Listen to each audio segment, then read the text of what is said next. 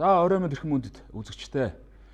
Бид нар өнөөдөр ярилцах байгаа сэдв бол сүүлийн хэдэн хоногт одоо дэлгэцээр яваад байгаа, хөл мэдээлэлээр яваад байгаа Арс намын 100 сая за 60 тэрбум гэдэг сүлдүүлэнтэй асуудлын талаар ярилцах болно. Тэгээд өнгөрсөн 7 хоногт Арс намын үндэсний бодлогын хорооны гишүүн мөнх эрдэн хэл мэдээллээр хэвлэлийн хурал зарлаж Арс намын 100 саятай холбоотой сэдвээр мэдгэл хийсэн байгаа. Тэрийг найруулагчаа та дэлгэцээр сонирхуулах уу? Арчилсан нам 2020 оны улсын хурлын сонгуульд нэр дэвших хүсэлтэй гишүүдээс 100 сая төгрөгийн дэнчин авч тойрог хуваарлалт хийн гэж мэдгдсэн. За ингээд гишүүд эхнээсээ дэнчингээ өгч одоогоор 100 гаруй хүн 100 сая төгрөгийг намдаад тушаажээ. Үндэсний бодлогын хорооны гишүүн мөнх эрдэн гихтэл 12 дугаар сарын 15-нд 40 сая төгрөг, 1-р сарын 31-нд 30 сая төгрөг, 3-р сард 30 сая төгрөгөөр тушаажээ. Харин дараа нь сонгуулийн ерөнхий хорооноос сонгуулийн зардлыг тойрог бүрээр нь гаргаснаар тухайн тойрогдох нийт зардлын 50%-ийг намдаад тушаах шийдвэрийг арчилсан нам гаргасан байна. За ингээд дор хаяж арчилсан намын гишүүд намдаа 300 сая төгрөг тушааж байж тойрогтой болох хэсгээ эрдэн даргаараа шийдвэрлэхээр болсон талаар мэдээллээ. Ер нь бол үндэсний аудитын газрын одоо ийм тогтоосон сонгуулийн зардлын дээд хэмжээг тодорхойлсныг та бүхэн мэдж байгаа. 2 дугаар сарын 28-ны өдөр 2020 оны. Тэгэд энд бол нэг 380-аас 400 саяас 700 сая төгрөгийн хооронд ийм зардлууд 800 сая төгрөгийн хооронд ийм зардлууд гарсан байгаа. Надад хэлж явуучих юм даа. Зардлууд гарсан байгаа. Тэгэхээр манай аймагт болохоор 398 сая төгрөг буюу ойролцоогоор 400 сая төгрөг баталсан байгаа. Тэгээ энэгээр бол эрдэнэ дарга 2 дугаар шатны гэрээ хийлгэсэн. Тэгэхээр миний бие ойлгохдоо бол 100 сая төгрөгөөр тушаачаад тэрүүгээр нам өөрөө 100-га түн тушаасан гэдэг чинь 10 тэрбум төгрөгөөр нам өөрөөсөө санхүүжүүлээд сонгуульд орохно гэж бодож идэл дахиад сонгуулийн зардал гаргаж ирээд нэгж байгаа нь их хар дагуулсан. За тэгээ 2 дугаар шатны гэрээг бол байгуулахаар чинь нийт одоо ингээд эхний хувьд бол гэрээгээрээ бол 10%, дараад нь 20%, дахиад 20% гэдгийг 5 сарын 1-ний дотор 3 үе шаттайгаар төлөх юм байлээ. За тэгээ миний бие бол эрдэнэ даргаас ганцхан зүйл асуусан. За 100 сая төгрөгөөр тушаачлаа. Араас нь 400 саяын 50% буюу 200 сая төгрөг дэшээгээ тушаагаад 300 сая төгрөгөөр дэвшээд одоо тушаачаад мандатаа авч чадахгүй яах юм бэ гэсэн хогч нь гэж хэлээ. Сонгуульд залуу боловсролтой нэр цэвэр иргэд сонгодог боломж байхгүй гэдгийг арчилсан нам харуулаа гэж тойрог горлогч мөнх эрдэнэ мэдгдлээ. Үндэсний бодлогын хорооны олон гишүүн мөнгөний энэ схемийг эсэргүүцэж байгаа ч тойроггүй болохгүй гэсэн айдсаас олж илэрхийлж чадахгүй байгаа гэдгийг хэлж байна. Намын даргын шийдвэр нь мөнгөгүй залуусаг боомлж мөнгөтэй бол ямар ч албан тушаалд очих боломжтой гэдгийг харуулсан үйлдэл гэж үзэж байгаа юм. Намын байр улам мөнгөчөөд намын бодлого үгүй болж намын дарга нар схемээр баяжаад намын энгийн гишүүд ядуу хിവэр байгааг шүмжилж шаардлага хургуулгаар болж байна. Би дэмжигчдийн хүчээр өнөөдөр 100 сая төгрөгөөр тушаасан. За энэ дээр бол манай эрдэнэ дарга юу гэж хэлсэн гэхээр одоо хүн хичнээн та бүхэн санаж байгаа бох те. Хичнээн боловсролтой байгаад, мэдлэгтэй байгаад, царай зүстэй байгаад мөнгөгүй бол дэвшиж чадахгүй гэж эрдэнэ дарга үндсэн хуулийн тулгуур зарчмыг хүний эрхийг зөрчсөн тийм мэдгэлийг энэ том улс төрийн хүчний намын даргын хуваар хариуцлагагүй мэдгцээ. Ийхүү 100 сая төгрөг намдаа тушаасан арчилсан намын гишүүд эхнээсээ мэдээлэл хийж эхэлж байна. Арчилсан намын дарга эрдний энэ үйлдэл нь төрийн эрхийг хууль бусаар авах үйлдэлтэй ижил гэж арчилсан намын зарим гишүүн үзэж ийхүү шаардлага хургуулж цаашлаад төрийн хууль хэлтийн байгууллагад хандна гэдгээ мэдгдлээ.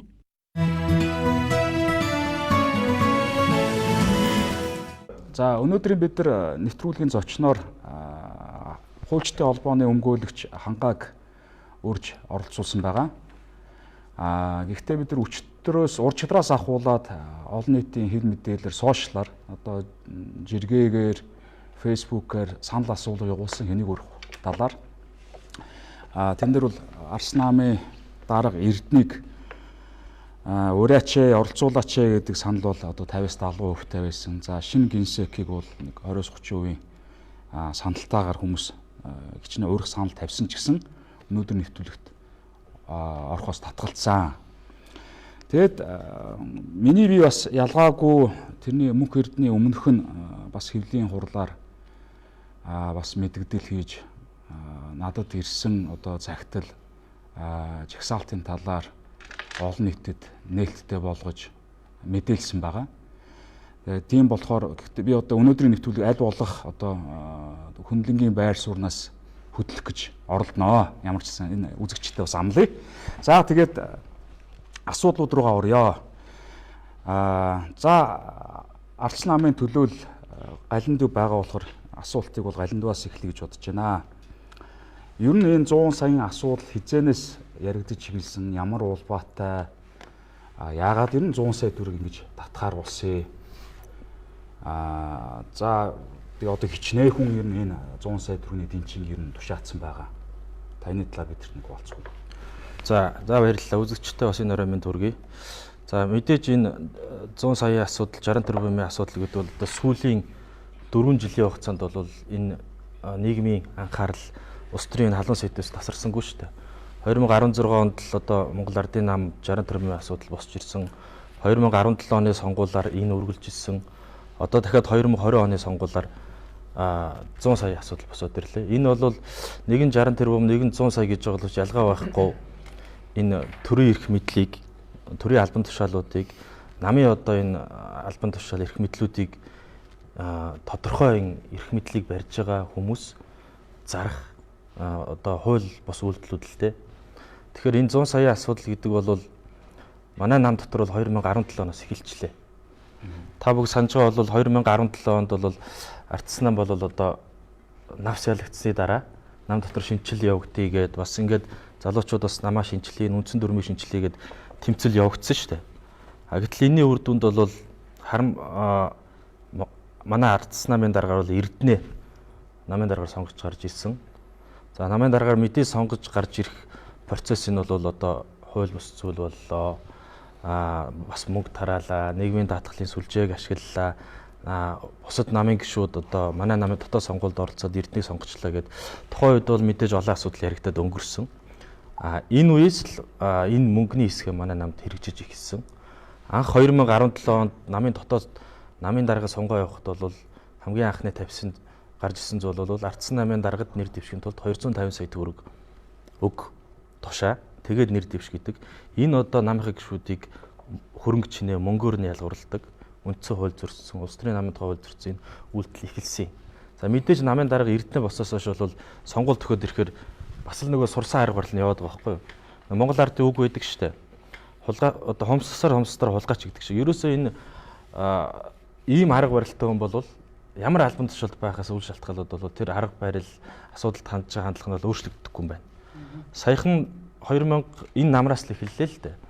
2020 оны сонгуульд төхөөд намууд дотор одоо бас нэр дэвших чимээ сонсогдоо сунгаа дотоо сонгоо яваад эхлэнгүүт энэ Эрдэнэ бол энэ намын нэр дэвших сонирхолтой гишүүдээсээ заавал мөнгөн босго авнаа гэдэг асуудлыг зүтгүүлсээр хагаад үндэсний бодлогын ороогоор батлуулсан. Манай намын үндэсний бодлогын ороогоор. Тэгээ 100 сая төгрөг гэдэг зүйлийг гаргаж ирсэн.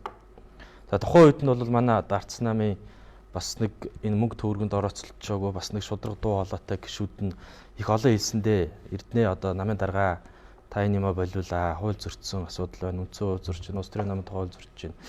Гисэр байдал бол өнөөдөр хүрд зүтгүүлсээр байгаад, гүрээсээр байгаад ямар байдалд хүрсэнийг та бүгд харж байна. За үндэсний бодлогын хорооны тэр шийдвэр бол бас хууль бус үйлдэл. Намын даргын энэ барьж байгаа бодлого шийдвэр бас хууль бус. Тэгэхээр саяхан бол бас манай Ассурын гавыг Ардын намын баг хурлын гишүүн шүү дээ. Маань одоо би тэр бичиг баримт яаж очисыг мэдэхгүй. Манай намын тэр дотоод юм бол задарсан байлаа шүү дээ. 180 орчим хүн мөнгөө ингээд тушаацсан гээд. Уг нь бол нам дотор хаалттай гэдэг тэр чинь бас олдохгүй байсан. Тэгээ одоо яаж задарсан нь бол мэдэхгүй. Гэхдээ тэр задарсан сайн. Гав ихт бас одоо тэр 90 зориг гаргад тэрийг задсан баяр хүргэе. За манай үндэсний бодлогын хорооны гишүүн Мөнх Эрдэнэ маань бас энэ талаар бас өөрийнхөө байр суурийг илэрхийлээд бас дуулга өвчтөд илэрхийлсэн байлаа. Эсэргүүцэж байгаа. Мөнх Эрдэнэтэй бас сайн байна. Ер нь бас 90 зориг гаргаж чадна баярлалаа. Гэхдээ одоо энэ шийдвэр бол одоо хуулийн тэр гаргалгаагаар нь ямар одоо хариуцлага байх ёстой энэ зүйл чинь. Энэ зүйл чинь энэ Монголын төрд улс төрийн намын намд ингээ байгаад ах зөвлөөгүй юу гэдэг дээр бас бид нар цаашаа ярих хэрэгтэй байна. Тий яг нөө хэвлэлийн хурал хийхэд бол нийт бол 180 хүний нэрс бол тодорхой болсон. Тэгээд тэрийг бол зөв энгийн тооны аргаар ингээ тоолоход бол хүний 100 сая төгрөгийг бодохоор 18 тэрбум төгрөг байгаа байхгүй юу. Тэгээд яг энэ жилийн яг хөө тэрийг янз янзаар тайлбарлаад байгаа юм. Гэхдээ одоо тэр чин одоо нөгөө данс мансаар орсон байдаг л гэдэг бодвол тий. Данс мансаар орсон байдаг бол Эрдэн баримтаа үзүүлж тий тэр чин бас нэг юу зарцуулт нь бас зөрүүлтийн дагуу зарцуулах хэрэгтэй тийм ээ. Тэгээ яг тэр хэвлэлийн хурал хийснийхэн дараа Арс намын дарга Эрдэнэ наачин бол олон нийтэд нээлттэй ил тод мэдээллээ гэж ярьслах өгсөн байсан. Тэгээ ил тод нээлттэй мэдээллийг одоо хинч олж харж чадахгүй байгаа даа л да амаа болно те. Одоо яг нөгөө 180 хүн одоо 100 сая төгрөг дараад нь дахиад 300 сая төгрөг нэгсэн асуудлыг Арс намын гишүүд одоо мэдээлээд байгаа. Тэгээ яг хөө ингээд энэ асуудлаар бол би хууль хяналтын байгуул зарим нэг байгууллагад хандсан. Гэхдээ одоо энэ чи өнөөдөр хангаа ирсэн байгаа болохоор ер нь 100 сая төгрөгийн дэнчин гэж ярьж одоо ихний санхүүжилтэд татсан байт юм бэл.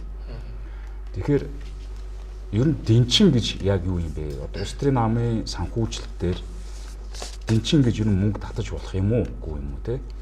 Зарим нь болохоор энийг хандив гэж зүйлд нь тайлбарлах гэж оролцсон байсан. Яг бидний одоо өнөөдрийн үйлчлж байгаа хуулиар бол хандивыг бол авах хугацаа нь бол эхлэх байгаа гэж ойлгож байгаа. Яг сонгуулийн хандив бол 5 сарын 16-9-нд авах хэрэгтэй юм байлээ. Тэгэхээр одоо дэнчин бооч таах гэдэг юм л да. Тэгэхээр одоо өөрснөө бас тэгж их мэлээ олгуудаа тайлбарлсан болохоор хангаагаас асууч. Ер нь дэнчин гэж авч болох юм уу? За ийм их хэмжээний мөнгийг авч болох юм уу юм уу те? Нэг тайлбарлаад өгөх үү те. За өнөөдөр дуусдаггүй яриа нэвтрүүлэгт урьж оролцуулж бас хуульчийн хувьд үзэл бодлыг сонсъё гэж өөрсөнд баяртай байна. Тэгээд ардчлан намаас 100 сая төгрөгийг сонгуульд нэр дэвшгээр сонирхож байгаа гишүүдээс татах боллоо гэсэн мэдээлэл гараад за энэтэй холбоотой бас намын удирдлагуудаас үнэн болохыг нь нотолж тодорхой тайлбар мэдээлэлүүд хийгээд үүнийхээ үндслүүдийг бас тайлбарлаж явах шиг байна. За ингэж тайлбарлах явцдаа бол бас дэнчин гэдэг хууль зүйн утга агуулга бүхий нэр томьёо ашигласан. За ер нь бол улс төрийн нам бол улс төрийн намын тухай хуулиар үйл ажиллагаагаа зохицуулж явуулдаг. Улс төрийн намын тухай хууль дотор дэнчин гэдэг ойлголт бол одоогоор байхгүй байна. Тэгэхээр энэ дэнчин гэж тайлбарлаж байгаа, дэнчин гэсэнтэй холбогдуулж тайлбар хийсэн хүмүүс бол бас яг энэ үндэсний бодлогын хорон дээрээ ямар шийдвэр гарцсан байгаа гэдгээ бол бас эцсийн байдлаар олж мэдээгүй буюу би бол энийг 100 саятай холбоотой мэдээлэл нам дотроо ч гэсэн хаалттай байгаа юм байна гэсэн ийм байдлаар бол харж байгаа. Улс төрийн намын тухай хуульд бол улс төрийн намын санхүүжилт бол 7 зүйлээс бүрдэж байгаа. За энэ бол нэгдүгээр гишүүний татвар, талархан дэмжигчийн хандив. За хэрвээ улс төрийн нам эд хөрөнгөтэй бол эд хөрөнгийнх нь түрээсэлсэн юм худалдан борлуулсан орлого, одоо дансандаа мөнгөтэй бол хүүгийн орлого гэх мэт ийм 7 зүйлээс бол улс төрийн нам санхүүжж байгаа. Тэгэхээр энэ бол гишүүний татвартай холбоотой ойлголт байх болов уу гэж харж байгаа. Нэг бол хандив, нэг бол татвар байх. Нэг бол хандив, нэг бол татвар байх. Ийм болцоотой юм болов уу гэж харж байгаа. За мөн одоо улс төрийн намын тухай хууль дээр бол сонгуулийн үйл ажиллагаатай холбогдуулж гаргаж байгаа зардлыг Монгол Улсын их хурлын сонгуулийн тухай хуулиар зохицуулна гэд хууль тусгайлаад дотроо заасан хугацаагаар.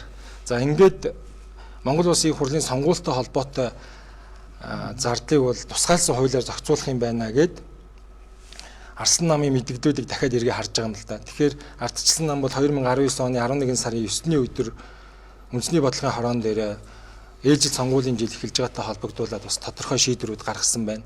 За энэ нь явсаар одоо олон нийтийн мэдээллийн хэрэгслэр нийтэд хүрсэн байна. За үүгээрээ бол одоо энэ үндэсний бодлогын хорооноос гарсан шийдвэр за олон нийтэд хүрсэн мэдээлэлээр бол энэ 100 саятай холбоотой цаашлаад 3-400 сая төгрөг болж байгаа энэ асуудал бол ямар ч байсан 2020 оны ээлжид сонгуулийн жил зарцуулагдаж байгаа сонгуулийн үйл ажиллагаатай холбоотой зардал юм байна гэдэг нь урьдчилсан байдлаар ойлгогдож байна. Тэгэхээр сонгуулийн үйл ажиллагаатай холбоотой зардал бол хандив за намын өөрийн хөрөнгө гэсэн ийм л одоо тэгээд одоо хуулиас орж хахад хандив бас бүгдээрээ бас хязгаарлалтай хэмжээний хувьд хязгаарлалтай юм л шүү дээ. Одоо жишээлбэл сонгуулийнх бол хугацаа 5 сарын эднээс тийм иргэн бол 5 сая, хуулийн этгээд бол 20 сая. Энгийн үед болохоор бас ялгаа авахгүй улс төрийн намын гишүүн 1 сая төгрөг. За хуулийн хуулийн этгээд этгээд 10 сая төгрөг. 10 сая төгрөг гэсэн байсан тийм. Тэр энэ чинь шал өөр тоо юм. Тэгэхээр чинь 100 сая чинь болохоор ягаад ч яг энтертэйг нэг холбогдохгүй Тийм. болчихсон. Тэгэхээр үндсэндээ бол одоо би нэг холбож тайлбарлах гэдэг нь за хандив юм уу эсвэл татвар байж болох нь гэж байна тийм. Тэгэхээр энэ 100 саятай холбоотой үнийн дүнгийн хэмжээгээр бол энэ бол хандив биш болж таарлаа гэж байгаа. За цаг хугацааны хувьд цуглуулад ихэлснээрээч тэр хоёрдугаар хууль заасан дээд хэмжээгээрээч тэр энэ бол хандивын асуудал биш болж таарлаа гэж. За одоо энэ хэрвээ татврын асуудал байх юм бол энэ улс төрийн намын санхүүжилттэй холбоотой татврын асуудлыг одоо үндэсний бодлогын хороо дотроо ямар байдлаар шийдсэн тэр нь одоо ямар хууль эрх зүйн үндэстэй болохыг бол ил тод нээлттэй зарлах ёстой. Өөрөөр хэлбэл улс төрийн намын тухай хуулийн 5 дугаар зүйлд бол намын үйл ажиллагаа ил тод байх ёстой гэдэг. Сая үндсэн хуулийн шинжилэл өөрчлөлтөд холбогдуулаад мөн одоо 19 дугаар зүйлд нэг нэмэлт заалт орсон. Улс төрийн намын дотоод үйл ажиллагаа ардчилсан байх бөгөөд хөрөнгө мөнгөтэй холбоотой хөрөнгийн их усртай холбоотой зарцуулалт нь нийтэд ил тод байна гэсэн. Тэгэхээр энэ нь одоо хаалттай байгаагаараа би юу гэж харж байна тэгэхээр энэ нөгөө хууль дэдлэх зарчим бол зөрчигдөж байна гэж харж байна. Монгол Улсын үндсэн хуулийн 1-р зүйлд хууль дэдлэх зарчим бол төрийн үйл ажиллагааны үндсэн зарчим байна гэж 1-р зүйлдээ томхиглаад 70-р зүйлд нь бол үндсэн хуульд бусад хууль төрийн байгууллага болоод иргэд аж ахуйн нэгж байгууллагын үйл ажиллагаа бүрнээ нийцсэн байвал цохино гэж. Өөрөөр хэлбэл эхлэл төгсгөл хоёрт үндсэн хуулийн маш том хоёр зарчмыг суулгаж өгсөн байна л да. За энэ дээр бол энэ хууль дэдлэх зарчим гэж юу хэлж байгаа вэ гэхээр одоо нийгмийн эрх зүйн болоод хуулийг бол эрх зүйн болоод нийгмийн байгууллагуудын шийдвэр үйл ажиллагаанаас ямагт одоо дээгүүр үзнэ. Бүхний урд буюу бүхний төрөнд бол хууль дэдлэх гэдэг энэ зарчим үйлчлэнэ гэж. Тэгэхээр улс төрийн нам үйл ажиллагаагаа өнөөдөр одоо эргээ дахиад жоон байж ахсан. За одоо би Наранбаатаас нэг асуулт байна. Та өөрөө Ардс намын гишүүн байжгаад 2016 онд улсын хурлын сонгуульд бие дааж нэр дэвшсэн тийм ээ. Дархан Улаан аймагт. Тэгээд ер нь яг 2016 онд яагаад бие дааж нэр дэвших болсон юм? Ер нь одоо яг энэ өнөөдөр болоод байгаа зүйл өмнө болж исэн үү? Эсвэл одоо ингэ дандаа юм байсан юм. Эсвэл өнөөдөр л яг юм болчиход байгаа юм уу? Яг таны бие дааж дэвшихсэн шалтгаан юу вэ? Одоо энэ улс төрийн намын улс төрийн санхүүжилттэй холбоотой юу гүй юу? Одоо нэр дэвших эрхтэй холбоотой юу? Улсын намын тухай хуулиар ингэ харахад бол улс төрийн намын гишүүн хинч байсан гэсэн нэр дэвшихэд хөрөнгө чинээ, гарал үүсэл, нийгэмд эзлэх статус хүүсээр ялуулахгүй гэж заасан байдаг байхгүй тийм. Тэр сонгуулийн хууль дээр, за үндсэн хууль дээр бүх хуулиудаар заасан байдаг. Та тэгээ яагаад улс төрийн намын гишүүн байж байсан мөртлөө яагаад бие дааж дэвших болсон? Яг учиргүй одоо намын одоо дотоод санхүүжилтийн асуудлаас болоод бие даасан гэвэл худлаа. Тэр бол одоо бие даах шалтгаан бол байгаагүй. Ер нь бол би бас энэ Ардсан нам шинжилгээний хөтөлбөрийн тэргүүн галан дэвтэй хамтраад бас өсөг залуучуудтайгаа хамтраад намынхаа болж үтэхгүй юмд шүүмжлэл явуулдаг байсан. Тэрний нэг нь бол энэ намын санхүүжилтийг ил болгох асуудал байсан юм аа. Бид нар 12 заалттай шаардлага өгсөн шүү. Өгчээсэн, намд өгчээсэн. Хэдэн онд вэ? 2015 онд. Тий. Тэгээд бол нам бол хүлээж аваагүй. Бидний тавьсан шаардлага хамгийн гол шаардлага бол энэ улс төрийн намын санхүүжилтийг ил болгох. Нам дотроо мерит зарчмаар тийм ээ. Залуучуудаа болон заавал залуучууд гэхгүй мэдлэгтэй туршлагатай тэр хүмүүс нь шалгараад гардаг. Энэ одоо юм уул аймаг дээр одоо танд нэр дэвших мандат олдоогүй гэсэн үг. Гэхдээ яг энэ мэт одоо нөгөө намаа шинжлэх үзэл дээрээс нь улсаа хөгжүүлэх одоо бодлогын санаачлагууд маань дэмжигдэг учраас үндсэндээ бол намаас гарсан.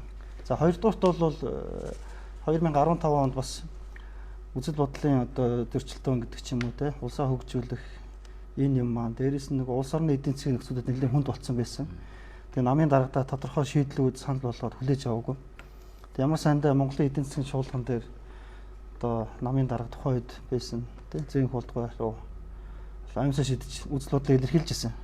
Тэгээ улс орн чинь өрөндөө баригдчихлаа, дефолт болчихлоо. Энэ өрөө одоо дарах шийдэл ярмаар байна гэд. Гэх мэтчлэн нөгөө иймэрхүү асуудлаас болоод үзэл бодлоо их шулуухан хинээс яахгүй хилждэг байсан учраас намаас хөөгдсөн л дөө. За 16 онд бол тэгээд бие давах болсон. Үндсэндээ бол бас л энэ Би бол уулуурхаан салбарын инженери эдийн засгч хүн. Надад бас тодорхой шийдлүүд байсан. Энийг бол ардсан нам дэмжээгүй учраас бас бие дагаад ганцаараа бас үзээд алтай гэдэг байдлаар дараханд бол нэр дэвшээд ингээ явсан байж байгаа. За ер нь бол нэг үетэд би бас дархны ардсан намыг бол удирдах байсан. За намын санхүүжилт гэдэг асуудал үнэхээр хүнд байдаг. Тэгээ аймгийн намын хороо гэдэг хүмүүс сууж байгаа нэг 100-аас 120 гаруй одоо гишүүд байж идэг. Зөвхөн нэг аймагт дундчаар байж байгаа шүү дээ. Тэгээ дүүргийн намын хороо ихэд бас нэлээд бол юм. Тэгээ тэр болгон чинь нөгөө намын үйл ажиллагаа энэ төр явуулахад өчнөө одоо санхүүжилт хэрэг болдог. Одоо тэгээ улс төрийн санхүүжилтийн асуудлыг бид өнөөдөр ерөнхийдөө ярилцж шүү дээ. 100 саяга тий. Тэгэхээр ямар шүү хэлбэрээр явах нь энэ нь яг зөв гэж бодож байгаа. Одоо ингээд хүмүүс төр босго тавиад дэнчин хураагаад санхүүжилт юм уу тий. Намын санхүүжилт нь одоо ямар их үүсвэрээр орж ирж байгаа юм бэ гэдэг нь одоо хаалттай байхаар л өөрөө тэгэл буруу болчих.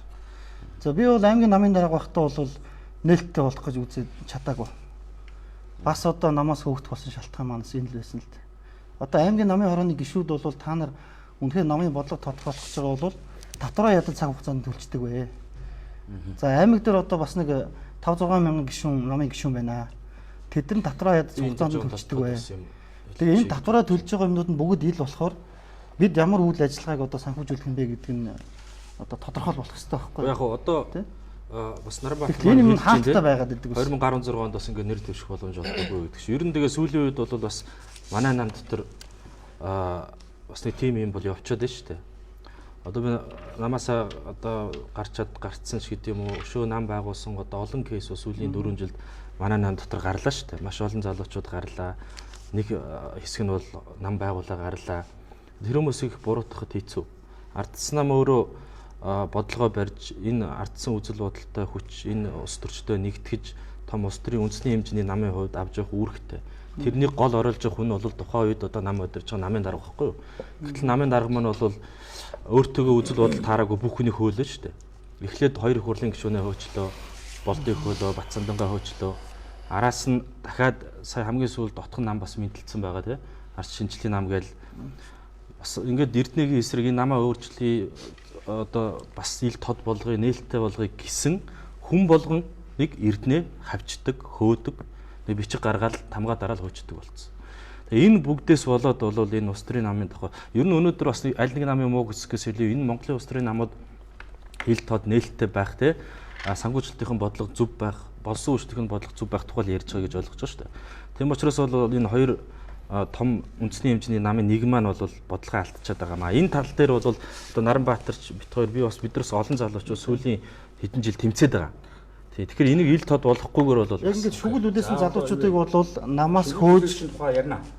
Намаас хөөж ингэж яаж байгаа байхгүй. Тэгэхээр энэ цаашдаа болгоод ганцхан санаа хэлэхэд намуудын тухай хуульд ч юм уу тухайн намууд дотоод нөгөө намынхаа дүрм журамдаа шүгэл үлээгч хамгаалсан тийм арчилсан заалт зайлшгүй тусах хэрэгтэй. Бүх нам яг нэг дүрмтэй болох хэрэгтэй. Нэг дүрмтэй болох хэрэгтэй. Хуулинд бүр тусаж өгдөг юм тэр үү? Нэг хуультай болох хэрэгтэй ахалтай. Одоо чинь аюул бол нөгөө одоо нөгөө 100 сая төлсөн мөнх эрднийг маргааш арцсан намаас хөөх баг тийм. Бол өөр өж нэг хуультай байх хэрэгтэй. Тэр хууль нь хамгийн гол нь үйлчлдэг байх хэрэгтэй байхгүй юу? Миний бодлоор тийм. Би дамжин ямаас асуусан юм аа. Ардын намын гишүүн тийм ээ. За энэ жил бол Монгол ардын намын дарга хөрвсөхгүй одоо дэнчин авахгүй, хандив авахгүй. За ямар нэгэн одоо мөнгөн тийм хөрөнгө чинээгээр ялгуулсан юм гарахгүй гэж зарлцсан тийм. За 60 тэрбумтай холбоотой, за жидүүтэй холбоотой усуудыг бол дэвшүүлэхгүй гэж зарлцсан.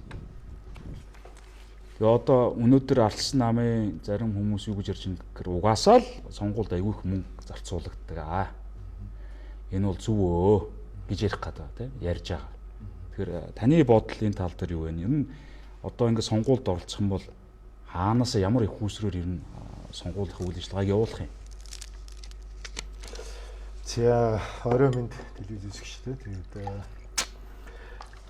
би яг энэ төрлийн мэрэгсэн судлаач бол биш. За эрх зүйч гэдэг одоо мэрэгчлэг бол эзэмшсэн. Тэр хүрээндээ бол баг зэргийн юм судалж харсан. Энэ дээрээс харахад бол зүгээр нэгдүгürt бид нэр ингээд залуу үе шинэ хүмүүс тэгээ энэ улс төрд бас нэг оролцоотой бай гэж зорж байгаа хүмүүсийн хувьд бол найзуудтай болон одоо үеийнхэндээ уриалах нэг зүйл бол бид нэр арчил гэж юу юм бэ? Тэгээ бүгдээрээ арчилсан зарчимтай байх хэрэгтэй гэж яриад байна. мөн бас шудраг байх хэрэгтэй гэж яриад байна. Ардчлал гэж юу юм? Эндээс асуудал бид нар ярьж эхлэх хэрэгтэй байхгүй юу? Улс төрийн оролцоо. Одоо ардсан намын 100 сая, ардын намын 60 тэрбум гэх мэт одоо энэ сонгуулийн одоо зориулагдсан гэж одоо яриад байгаа. Бодит байдал дээр харах юм бол эн чинь одоо схем багхгүй. Scam гэж нэрлэдэг англиар юу гэхээр лоурийн сүлжээл багхгүй. Хичээлээ сүлжээл явж штэ. Тэгээ цааталт нь заавал одоо эргэтгэж байдлыг зөрчсөн энэ арчилсан зарчим гэж нэг юм байна шүү дээ. Арчлал гэдэг бидний сонгогдсон байгаа засаглал байна.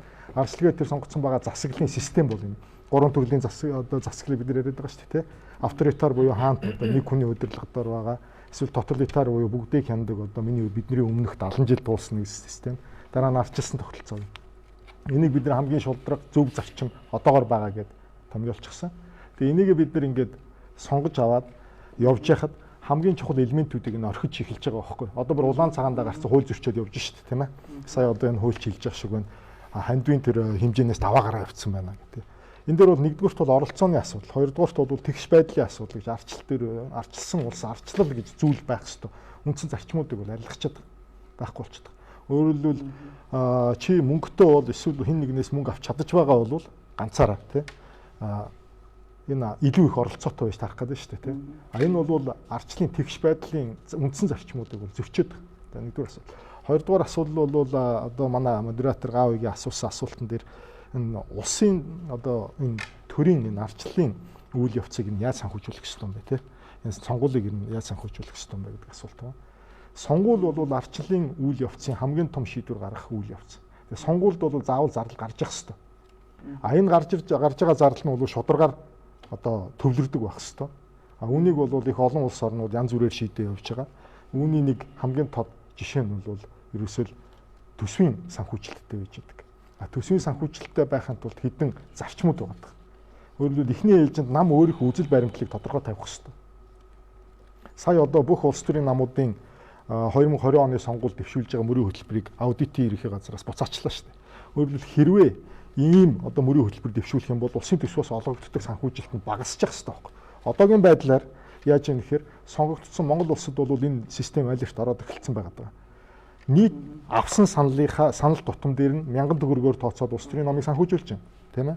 Хоёрдугаарт нийт их хурлд авсан саналын суудлынхын тоогоор гишүүн тус бүрт жил бүр 10 сая төгрөгийн хөрөнгө оруулалтыг хийж байна. Тийм ээ. Энэ бол нам руу орж байна. Тэгээд энэ санхүүжилтээр бол жишээ нь ихэд улсын төсөв дээр ингээд аваад байгаа. Одоогийн байдлаар намуудын тухай хуулийн дээр хоёрын зэрэг хууль байх шиг байна те. Нэгдүгürt сонгуулийн тухай хууль, хоёрдугаарт намын тухай хууль гэсэн хоёр хуулиар зохицуулж явах шиг байна энэ үйл ажиллагааг.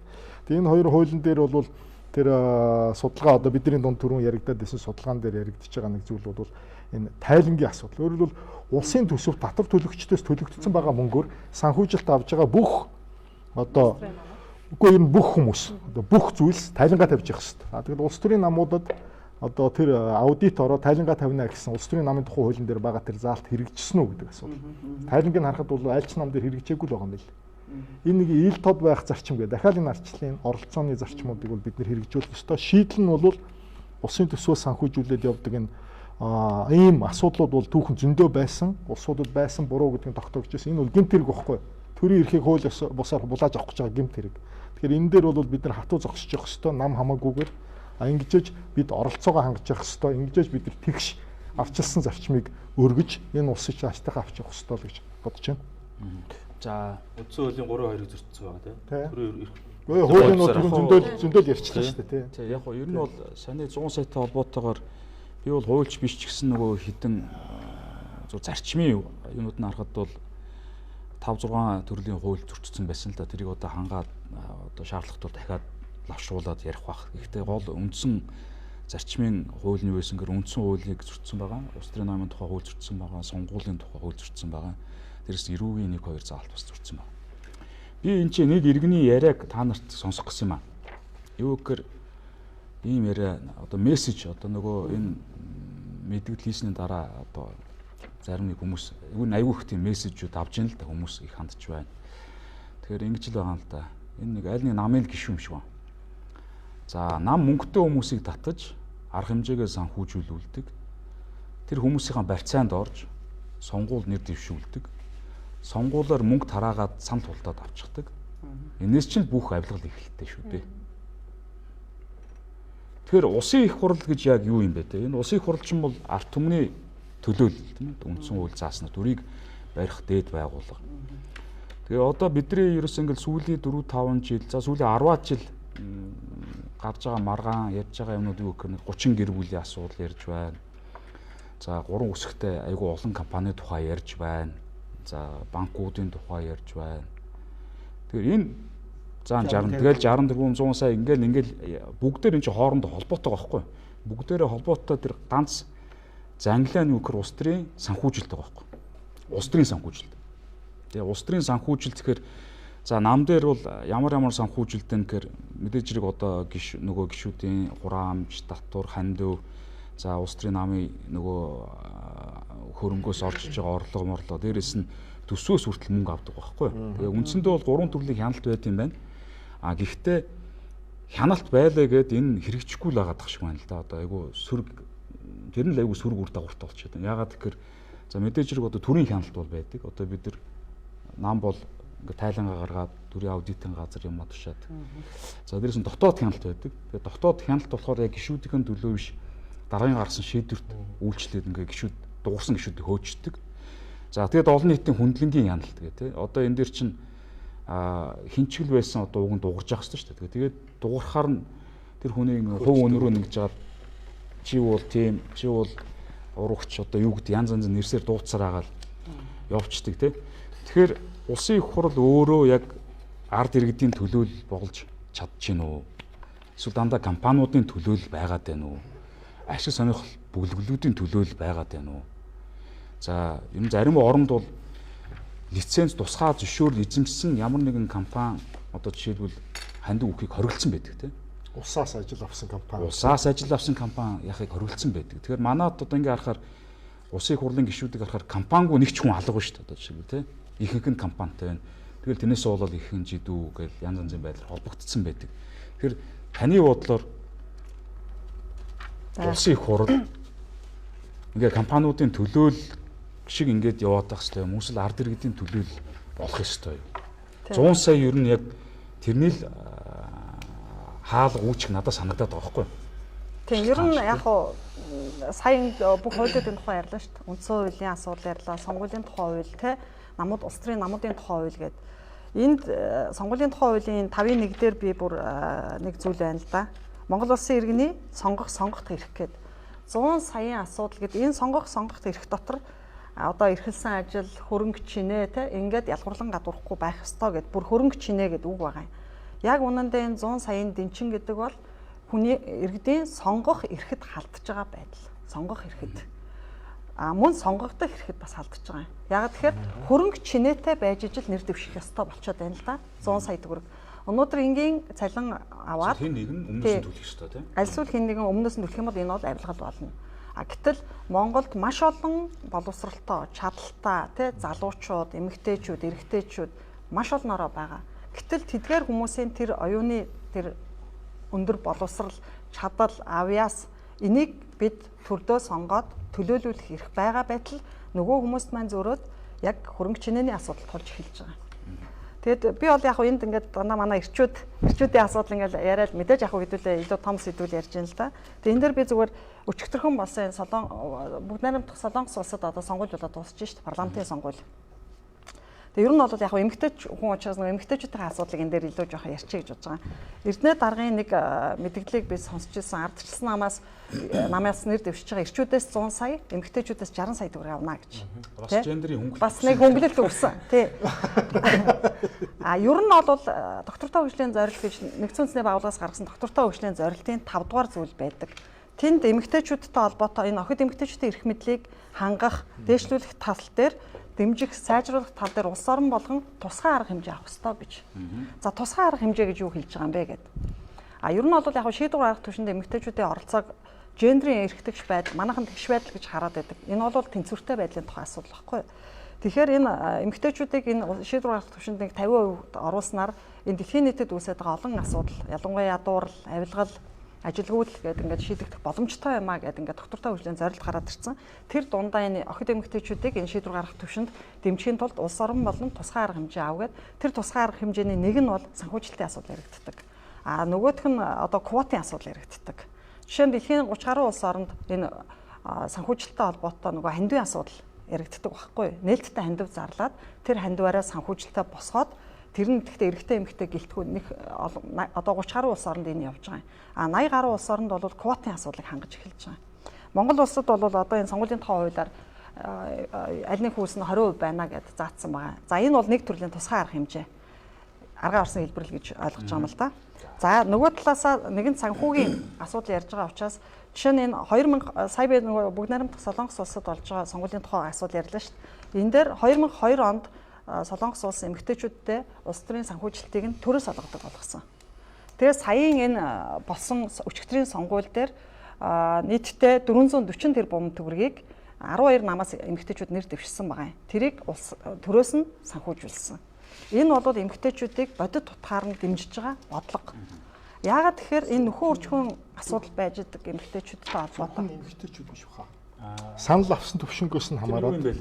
Тэрийг судлахад бол Солонгос яаж юм гэхээр тухайн сонгуульд оролцсон нэр дэвшигч тухайн тойргоос 15-аас дээш хувийн санал хэрэг авч чадвал бүтэн санхүүжилтийн нөгнөө. Тийм бүтэн санхүүжилтийн нөгнөө.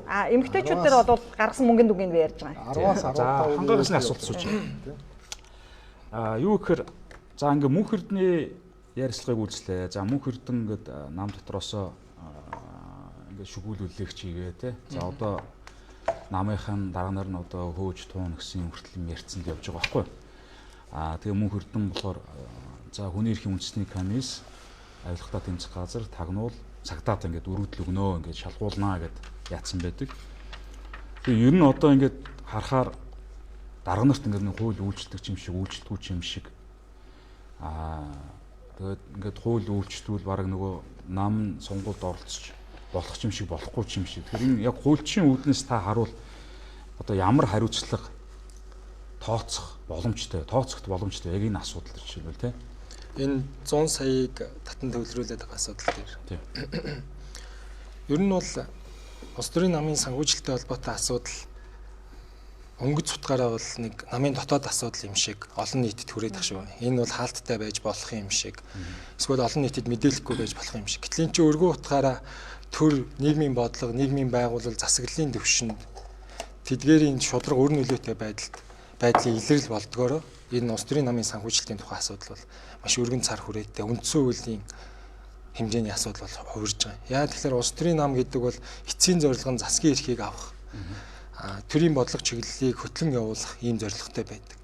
Тэгэхээр улс төрийн нам энэ засгийн эрхийг авч төрийн эрхийг хэрэгжүүлэх үйл ажиллагаанд ямар нэг байдлаар санхүүжилттэй холбоотой нууц далд ийм арга хэрэгсэл хэрэглээд эхлэх юм бол түрүүний энэ хүмүүсийн ярьж байгаа үндсэн хуулийн 3-1 зөрчигдсөн гэдэг чинь энэ засгийн эрх мэдлийг хууль бусаар авахар завдахыг хориглоно гэсэн энэ заалт руу орно л дээ. Ер нь бол Монгол улсын үндсэн хуулийн 3 дугаар зүйлийн нэг дэх хэсэгт Монгол улсад засгийн бүх эрх ард түмний мэдэл байна гэсэн ийм заалт байна.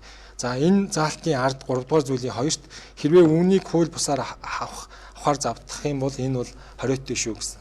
За энэ хоёр заалтын утга агуулга бол 3 тодорхой том агуулгаар бол тайлбарлагдаж байна. Нэгдүгээрт нь бол төрийн эрх мэдэл ард түмэн түүнийг төрийн эрх мэдэл гэдэг ойлголт, ард түмэн гэдэг ойлголт, түүнийг хэрэгжүүлэх төлөөллийн байгууллага гэдэг энэ гурвын хамгийн одоо чухал нандин хэлхий холбоон дээр энэ төрийн эрх мэдэл, ард түмний эрх мэдэл гэдэг чинь тогтож байгаа байхгүй. Тэгэхээр үүнийг ямар нэг байдлаар одоо хууль бус санхүүжилт, хууль бус арга хэрэгсэл ашиглах замаар авж ийна гэдэг нь энэ бол одоо Монгол улсын үндсэн хууль заасан зохицуулалт агуулга зарчим зөрчигдөж байгаа гэж. Би тэгэхээр Арслан намын 100 саятай холбоотой асуудлыг Монгол улсын их хурлын сонгуулийн тухай хууль, зөрчлийн тухай хууль, эрүүгийн хууль руу оруулж тайлбарлахгүйгээр үндсэн хуулийн үндсэн тулгуур зарчим агуулга үзэл санаан дээр л тайлбар хийхэд үндсэндээ энэ бол Монгол улсын иргэний сонгогдох эрх тэгш байх, хууль шүүхийн өмнө тэгш тэнцүү байх. Энэ эрхүүд бол алдагдсан байна. Одоо энэ ч тогтоодог байгууллага нь хэн байх вэ? Одоо бол харах юм бол улс төрийн намууд ч юм бол нэг дээд шүүхийн харьяанд байгаа хяналтанд байдаг юм шигтэй нэг тодорхойгүй байгаа гэдэг шүү дээ, тийм. Ер нь бол ингэж байгаа юм л да. Одоо Монгол улсын иргэн бол Монгол улсын үндсэн хуулиар үндсэн хуулийн 16 дугаар зүйл заасан нэг 16-7 баталгаатай идэх эрх чөлөө байгаа юм. Хууль шүүхийн өмнө эрх тэгш байна, зөрчигдсөн эрхээ сэргийлэх нь энэ. 16-гийн 10-ыг зөрчигдсөн болсон байгаа тийм. Ер нь бол тэгэхээр би одоо юу гэж харж байгаа нэхээр төрийн аль чиг үүргийн байгууллага ер нь бол төр иргэнийхээ зөрчигдсөн эрхийг сэргээх талаар иргэнийхээ өмнө үүрэг хүлээдэг байхгүй юу? Тэгэхээр энэ Арслан намаас явуулж байгаа энэ үйл ажиллагаа Монгол улсын үндсэн хуулиар заасан иргэний баталгаатай эдлэх эрх хэрэгжүүлээнд халдсан юм бол үүнийг төр сэргээх сэргээхтэй одоо зөрчсөнтэй холбоотой тодорхой ажиллагаа явуулах эрх бол төрд байгаа. Төр гэдэг бол одоо миний зүгээр энд бүр одоо энгийн төвшөнд тайлбарлаж байгаагаар сонгуулийн ерөнхий хороо. Авилгатай тэмцэх газар, хүний эрхийн үндэсний комисс дээр сонгогдох эрхтэй холбоотой асуудал нь хүний эрхийн комисс дээр. Одоо улс төрийн байгууллагын удирдах албан тушаалыг өөрийн одоо эрх мэдлээ давуулан хэтрүүлсэн байдлаар нь төрийн хуулийн байгууллагууд ер нь бол үндсэн хуулийн зарчим зөрчигдсөн гэдгээр нь бол төр тодорхой чиг үүргийн байгууллагаараа дамжуулж аль ч шатанда энийг бол тасан зогсоо харах хэмжээ авч болно. Үүний хамгийн тод жишээ нь бол би сонгуулийн ерөнхий хороо үнийг одоо энэ бол үнэхээр тэгш байдал, хууль шүүхийн өмнө эрхтгш байх, сонгогдох эрхээ хэрэгжүүлэх боломжгүй байдалд орсон, ялгуурлан гадуурхалтад өртсөн, мөнгөтэй мөнгөгүй, хөрөнгөтэй хөрөнгөгүй гэдэг энэ ангиллаар бүр тэр байгаа сая гендерийн асуудал гэж байна тийм. Эрхтэй эмэгтэйгээр нь хэмжээ хязгаар тогтоосон энэ асуудал бол хүний эрх зөрчсөн асуудал байна гэж үзээд сонгуулийн ерөнхий хороо сонгуулийн үйл ажиллагаанд одоо үл ойлгох нөхцөл байдал үүсгэж болцгүй юм а гэд намыг нь гэдэг юм уу нэр дэвшигчийг нь гэдэг юм уу те ийм байдлаар мөнгө татан төвлөрүүлсэн этгээдүүдийг бол бүртгэхгүй байх. Бүртгэхээс татгалзах юм үндэслэл бас харагдж байна. Өөрөөр хэлбэл төр бол иргэнийхээ өмнө үүрэг хүлээсэн баг. Тэгэхээр төр тэрийг альч байгууллагаараа дамжуулж хэрэгжүүлж болно. За энэ Наранбаатаас нэг асуулт сууч. За ер нь яг улс төрийн санхүүжилттэй холбоотой за асуудлаар ихэнх орнууд бол ямар шүү одоо арчлалыг хамгаалах гэж ямар арга хэмжээ авж ийн гэхээр сонгуулийн сурчлагын үеийг зардал, сонгуулийн сурчлагын зардлыг аль болох хямдхан байлгах гэж одоо оролддог тий. За миний одоо авсан жишээнүүд харсан жишээнүүд юу байсан гэхээр өмнө Солонгос, за Чил, за Шинэ Зеланд жишээлбэл дундаж орлоготой иргэн ямар ч иргэн сонгуульд оролцох боломжтой байхаар сонгуулийн зардлыг хэмжээг тавьсан байна. За жишээлбэл Шинэ Зеландд болохоор нэг тойрогт зарцуулах дээд хэмжээг Америк доллар $20,000 тавьсан байна. Тэгээд тэр дээрэс нь хандив авч болох хэмжээг $1,000 хязгаарласан байна. Нэг хүнээс хуулийн этгээдээс. Тэ. Чилд болохоор аж ахуй нэгжээс хандив авахыг бүр хоригдсан байна. Яагаад гэхээр аж ахуй нэгж бол нөгөө улсын их хурлын гишүүнийг сонгох эрхгүй итгээд юм аа. Тэгэхээр заавалчгүй хувь хүн байх ёстой гэдэг тийм жишээ хүртэл явж байгаа байхгүй юу. Тэгэхээр манай Монгол одоо Монголын дундад цалин бол одоо сая 300,000 төгрөг гээд байж исэн те одоо 2019 оны байдлаар. Тэгэхээр одоо манай дундаж иргэн сонгуульд нэр дэвшээ те ингээд явъя гэх юм бол ямар нэгэн байдлаар энэ улс одоо тэр нэг тавигдсан байгаа хэмжээг аль болох хямдхан байлгах ёстой шүү дээ. Та энэ тал дээр ямар байсвартай байгаа вэ? Одоо тэр чинь л ингээд яах гэнэ бол ингээд зардлын өндөр болгоол тэгээл нөгөө өндөр зардалтай болонгууд чинь хүмүүсээс мөнгө татаал тэгээл нөгөө 100 сая төгрөгийн босго тавиал ингээд явж байгаа шүү дээ. За 100 сая гэдэг бол жирийн ард иргэдийн хувьд бол маш их мөнгө. Байр авахын тулд одоо иргэд 2 өрөө байр авах чи одоо нэг 100 сая төгрөгийн үнэтэй байгаа шүү дээ. Тэр чи авах чинь одоо 120 сарын хугацаанд одоо лизинг тавьж те ингэж одоо хамаг байдаг хөрөнгөө тавьж ижил амьдралаараа эрсдэлтийн чинь тавьж ижил хүмүүс явдаг шүү дээ. Гэтэл арчилсан Монгол улсад өнөөдөр арчил хөгжөөд 30 жилийн хойд золгож байхад нөгөө арчлалын салхийг сэвэлзүүлсэн нам маань өөрөө ингээд одоо арчлалын үндэс зүйлээ удандаа гიშгээд хүний сонгох төрхийг удандаа гიშгээд ингээд байж байгаа нь үнэхээр буруу зүйлээ гэж харж байгаа. За нэг үгээр хэлэх юм бол нөгөө яриад байдаг 60 тэрбум. 60 тэрбум дээр бол бичлэг гардаг тий. За төрийн албыг үнэлээд тодорхой төвшөнд нь үнэлж хагаад нийслэлс 60 тэрбум төгрөг тий. За тэгээд цаашдад бол стратегийн ордуудыг ч бас зарж болох хэмжээний аимшигтай юм ярьсан шүү дээ. Хэрэгцсэн хэсэг нь бол мэдэхгүй. Хэрэгцсэн хэсэг нь бол нотлогдоогүй зүйл юм, тийм ээ. А гэхдээ тэгж ярьсан нь өөр их аюултай зүйл байсан. А гэтэл ардсан нам маань өөрөө энийг шүүмжилж. Дээрэс нь яг ерөнхийлөгчийн сонгуулийн үеэр бол ерөнхийлөгчийг одоогийн ерөнхийлөгч болоход энэ ардын намын 60 тэрбум шүүмжлэлтэй асуудал бол гол хөшүүргэн болж байсан. Ардсан намынхан пүүпа яасан муухай юм байл гэсэн. Одоо өнөөдөр өөрсдөө энэ схемийг төгс хэрэгжүүлэх гээд тэгээ энэ шиг сайхан юм байхгүй. Энэ бол зүг зүйтэй алхам гэж ярьж байгаа нь өөрөө буруу зүйл байна. Та түр үйл 18 тэрбум төгрөг цугулчлаа гэж. Одоогийн байдлаар 180 хүн гэдэг чинь сонгуул 76 нэр дэвшин шүү дээ. Цаана нэг 100-га хүн үлдэх нэ. Тэд нар одоо яах юм бол улс төрийн дэмжлэг үзүүлнэ гэдэг. Тийм. Тэгэхээр улс төрийн дэмжлэг үзүүлнэ гэдэг чинь хоёрхан юм байдаг байхгүй да. Албан тушаалаа авна. Төрийн албан томилогдно. Нөгөөх нь улс төрийн сонгуульд нэр дэвших. Тэгэхээр нэг ихэнд байхгүй болцохоор цаана албан тушаал өгнө л гэсэн үг болж байгаа үстэй. Тэр наадхан дээр Чанарбаатар зүйл тодруулаад хэлчихэд 60 тэрбумын гэх схем явсан тийм ээ. 60 тэрбумын гэх схем яваад тэнд бол мөнгө өгч авсан баримт бол байдаггүй. Нотлогдоогүй. Гэхдээ 2 хүн ял авсан. Тэгээ ял авал шийдэгдсэн. Энийг бол завдсан гэдэг үндслээр өгсөн шүү. Тийм. Тэрийг нь одоо хууль эрх зүйн бол айгүй сайн хэлэх байхаа. Гэхдээ одоо сая нөгөө мөнх эрдэнэ үлээ арсан үндсэн зөвлөлт холбооны залуу байсан шүү дээ. Тэр залуу бүр ингээд 3 ширхэг банкнд тушаачихсан баримт барьсан сууж байгаа байхгүй. Тэгэхээр энэ дээрээс бол хэрвээ шударга ёс манай энэ улсад тэгээд хуулийн засаглал байгаа л бол бүр баримттай зүйл дээр хин нэгэн хүн энэ дээр ял авах хэрэгтэй болчиход байна шүү дээ. Цус үзэх гээд яарад байгаадаа биш. Энд чинь хариуцлага хүлээх хэрэгтэй байхгүй. Тийм биз дээ. Засаглал гэж юм чинь өөрөө хамгаалагдчих хэрэгтэй. Ардчлалыг бол хамгаалж явах хэрэгтэй гэдэг шүү дээ. Оролцоо тэгээд тэг ширхийг хангаад түүнийг зөрчөөд төрийн эрхийг авах гэж оролдож байгаа бүтэн баримт нь байгаа бол энэ хууль шүүхийн байгууллагууд нь яагаад ажиллахгүй байгаа. Өөрийн чинь гомдол дээр энэ хариулсан уу? Одоо болоог байгаа юу? Хуулийн хугацаанд бол болоог байгаа тийм. Болоог байгаа тийм. Ер нь яагаад би одоо хуульчаас асуумаар байгаа байхгүй юу? Энэ одоо тий 100 сая төгрөгөөр төлсөн хүмүүс бүгдээрээ эрүүгийн элементүүд болох уу? Болох хуулийн үндсэлтэй юу? Төлснүүд нь. Магадлал бий юу? Магадлал бий юу тий? Нөгөө талаараа бас магадгүй улс төрийн нам өөрөө ийм одоо үндсэн хууль зөрчсөн үйл ажиллагаа явуулсан энийг одоо эрт тод ич зовхоор хийснээрээ энэ нам өөрөө бас сонгуульд орохгүй магадгүй татан богд үндэслэл болох уу? Жирийн иргэд бол тэгж л харж байна. 100 сая төгрөг ямар их мөнгө вэ те? Нэгт хоёрдугаар 100 сая төгрөгийн их усыг яаж гарч байгааг мэдэхгүй. Террористууд санхүүжүүлсэн юм уу? Одоо тэр мэжид дөржгээд арчсан намын шинжилгээ хөтөлбөрөнд сүүл явж байсан. Чимд дөрж ярьж илээ шүү дээ.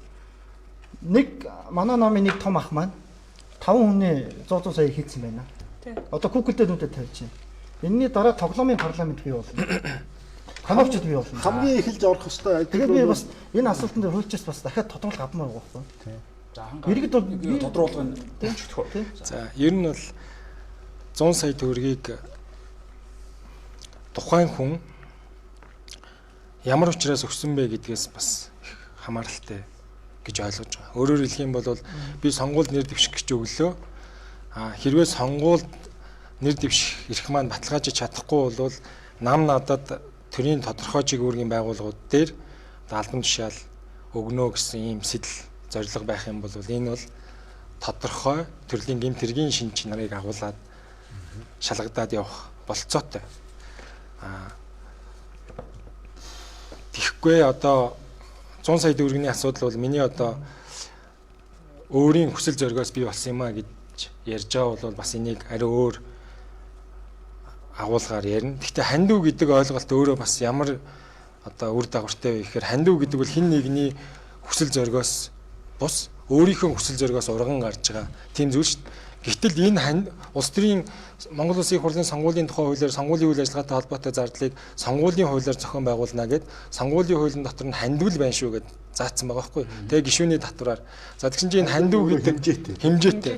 Тэгсэн чинь босго тавьж болохгүй. Хүн өөрийнхөө хүсэл зоригоо. Тэгсэн чинь энэ хүн өөрийнхөө хүсэл зоригоо хүстэй энэ үйл ажиллагааг ардчилсан нам тодорхой санаачлагаар хүсэл зоригийг зайлшгүй болгоод хүсэл зоригийн бий болгочих. Яг хүсэл зоригийн эсрэг үйлдэл болгочих. Өөрөөр хэлэх юм бол гишүүдтэй чи өөртөө одоо хандив өгөх болцоотой хүнийг ол гэдэг нь тэр хүн гэртээ сууж яснаа. Үгүй энэ ардсан намын үйл ажиллагаа юу н ил дод нээлттэй сүүлийн үед их сайн болоод байгаа шүү гэдэг хүсэл зоригоос бус нэг таньдаг найз нь үгүй би одоо их хурлын гишүүн болох гээд байна гэсэн чинь нам дээр нэг ийм асуудал, санхүүжилтийн асуудал яригадаад байна. Тийм учраас найзад нь тэдэнд өрөх хэрэгтэй байна гэд хүсэл зоригийг харилцан тохиролцооны асуудал болгоод хувиргачихж байгаа нь ямар байдлаар илэрх вэ гэдгээс энэ эрүүгийн гэмт хэрэг болох уу гэдэг нь бол тодорхой болно. Гэхдээ өсөл зориг биш бүр тулгартай болчиход байгаа. Манай нам дээр юу болсон бэ гэхээр байж байгаа. Би одоо наадах чи асуу. Ерөнхийдөө би нөгөө мэдээлэл дээр одоо тавьсан мэдээлэл одоо хуулийн байгууллагууд тавьсан хүсэл юу вэ гэхээр тэр дансыг ингээ ил болгоод өгч. Ягаад гэхээр өнөөдөр ингээл ил тод болцоо. Наа чи шилэн гэдэг боловч тэр шилэн биш. Одоо хүртэл хідэн дөрөв төрсөн тодорхой босоод байгаа байхгүй. Би тэгээ тэрийг ил болгоод өгөөч. Жагсаалтаа хэрэг энэ жагсаалт худлаа юм бол ил болгоод өгөөч л гэдэг юм ярьсан байхгүй. Тэгэхээр энэ дээр байр сууриа нэг илэрхийлэх ба наатаа тэгээ би хууль улс төрийн намын тухай хуулиас хараад байна. Түрүүний бас хөндөгдөд дутуу орхисон сэдвийг би бас эхлээ гүйцээч гэж бодож байна. Ер нь билээхэн 60 тэрбумын схем гараад 2 хүн хуулийн хариуцлага хүлээчихэд байхад яагаад энэ кейс яг ардсан нам дээр татагдаа гэдэг асуудал ярьж байгаа байхгүй. Тэгэхээр бол энэ нам удирж байгаа хүмүүст ерөөсөө айдас алга. Яагаад тэгэхээр Монгол ардын намын тухайн үеийн дарга МЭХ Б.Оюунгэрэл болд огтонч хариуцлага хүлээгээгүй байхгүй юу? Энэ 60 тэрбумын асуудал дээр. Өнөөдөр ч улсын их хурлын гишүүн хэвээрээ Монгол ардын намын дахь нэг том фракцийн төлөөлөл хэвээрээ энэ нам тавьдсан манан бүлэглэлийн нэг хүчтэй кандидат хэвээрээ л байгаа байхгүй юу? Тэгэхээр болоод байна. Хуулийн хариуцлага хүлээхгүй байна. Ганц нэг Google-тэйгээ явуулчих чинь золчих чинь. Тийм учраас өнөөдөр нөгөө партнер нь буюу Эрдэнэ ардсан нам дээр ирээд хэрэгжүүлж байгаа байхгүй юу? Хэрвээ тухайн үед энийг сэдсэн, оролцсон, хэрэгжүүлсэн, завдсан бүхэн хуулийн хариуцлагыг цохисоор хүлээсэн бол өнөөдөр энэ юм бас 100 сая асуудал манай нам дээр ардсан нам дээр босхгүй л байх байсан баг. Бас нэг нюанс байна. Ардсан нам гэдэг дагаад би бас дотроо эмзэглэж байна. Ардсан нам бол 200 мянган орчим гишүүнтэй. Манай намын жирийн гишүүд, энэ залуучууд энэ 100 сая асуудал дээр ямар одоо байр суурьтай байгаа гэхээр эсрэг байр суурьтай байгаа. Үнэхээр тэр үндэсний бодлогын хорон дээр эрдэнэ хүчнэсээр хагаад манай намын залуучуудад тулгаж хагаад энэ 100 сая асуудлыг бол тулгаж батлуулсан байхгүй юу? За чи гараа орой чи гараа. Ийм л кейс болсон. Одоохоо би одоо нөгөө асуудал руу ч орох гэж байна. Тэгэхээр бол энэ бол зөвхөн ардсан нам хийсэлээ эрдэнэгийн асуудал шүү. Би нэг ганц асуулт байна. За туулгаж хагаад за яг би одоо нөгөө та нар ихэнх нь одоо хуульч биш байх гэж бодож байна л да. Гэхдээ 100 саяг бол хууль бус гэдгийг чи болон ардсан намын залуучууд мэднэ тийм ээ. Тэгээд яагаад хин нэг ингэж тулгахаар хууль зөрчих шийдвэр гаргасан. Одоо харин хин нэгэн хүчнэхээр хууль бус шийдвэр гаргасан. Одоо энэ юм чинь бол Монгол ардын нам дээр хэрэгжээ болцсон учраас бол хүчнэтэй дээ шүү дээ. Тэгэхээр бол энэний төлөө бол одоо манай шинжилгээ хөдөлгөөний залуучууд бол аль 12 сарын 7-нд өнгөрсөн. Биш үү мөн үү биш үү? Би байхгүй. Биш үү тий. Гэхдээ яг би зүүнний гайхаж байгаа нь юу гэхээр одоо хин нэг нь ингээ шаардаад тий одоо та нар наатагаа баталгээд хууль бус шийдвэр батуулж болд юм. Наа чи ерөөсөө ойлгоо шүү дээ. Энэ Монголын улс төр хэр хэмжээнд ялзарсан энэ намуудын удирдлагыг хэдхэн 3 үсгтэй компани, хэдхэн банкнууд гартаа авсны л тод жишээ байхгүй юу. Тэгээ ямар ч хуулийг хамаагүй зөрчөөд төрийн эрх мэдэлд хүрэхийг оролддог, оролцсон оноо гаргасан мөнгөө нөхөж авдаг. Тийм үү? Конопчин гишүүдэрээ хүссэн шийдвэрээ батлуулдаг. Өнгөрсөн 30 жилд хоёр намдыг үрийн юм яваад ирсэн учраас л өнөөдрийн хүртэл зоригтой хийж штэ. Тэгээ энийг нь эсэргүүцээд болиулын өөрчлөе гэхээр одоо намхай гишүүдээ хөөцдөг. Тэгээ ийм л асуудал болсон. За одоо нөгөө хуулийнхаа юмроо орё. Тий. Намайг бол бүр 2 удаа цагдаад өгсөн шүү дээ. Эрдэнэ чин ардсан намын баланкн дээр өөрийнхөө гарын усыг зураад намын тамгыг дарж гаад 5 сард 9 сард мөр яг зарчмын юм яриад. Одоо яг шууд хувийнрүү дайрахгүйгээр айдуулах зарчим тий. 100 сая асуудал нь зарчим хувийн асуудал бас байгаад байгаа байхгүй юу? Хүмүүсийн нөлөөлөл маш өндөр байгаа байхгүй юу? Энд зарчим гэхээс илүү. Сая тэр ардсан намын дүрмийг бичиж өгөө шинээр дүрм баталж өгөөд байхад очоод тэр дүрмийн залтуудыг засаад тэгээд ийм байдал үүсгэж байгаа байхгүй. Одоо ардсан намын дүрмэн дээр шинэ дүрмийг бол галанд нэлээд сайн бичилсэн. Би тэр дүрмийн ажлын хэсгийг нарийн бичиг байсан. 30 хүн гараад ардсан намын дүрмийг шинээр бичсэн.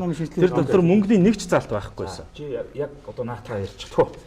За тэгэхээр ийм болсон. Ийм л байгаа. Хуулийн асуудлууд зөрчөөд байгаа нь бол за улс төрийн намын тухай хуулийн 5.1-ийн 3 дээр бол тэр хөрөнгө чинээгээр нь ялгарлах асуудал бол бичсэн байгаа шүү дээ. Намайг одоо гишүүдээ намын удирдах байгууллагын төлөөлөлд орох гэдэг нь үндэсний бодлогын хороо албан албан тушаал. сонгуульд нэр дэвших, сонгогдоход үнд сугсан арсны өнгө, нэр, нас хөөс, хөрөнгө чанарыг нь ялгарлахгүй гэж. Маш тодорхой зөв. Маш тодорхой. Энэ асуудал чинь дахиад манай намын дүрмэн дээр байгаа. Намынхаа гишүүнээс 100 сая төгрөгийн татвар нэх гэсэн дүрм байхгүй. За дахианы асуулт байна. Байж.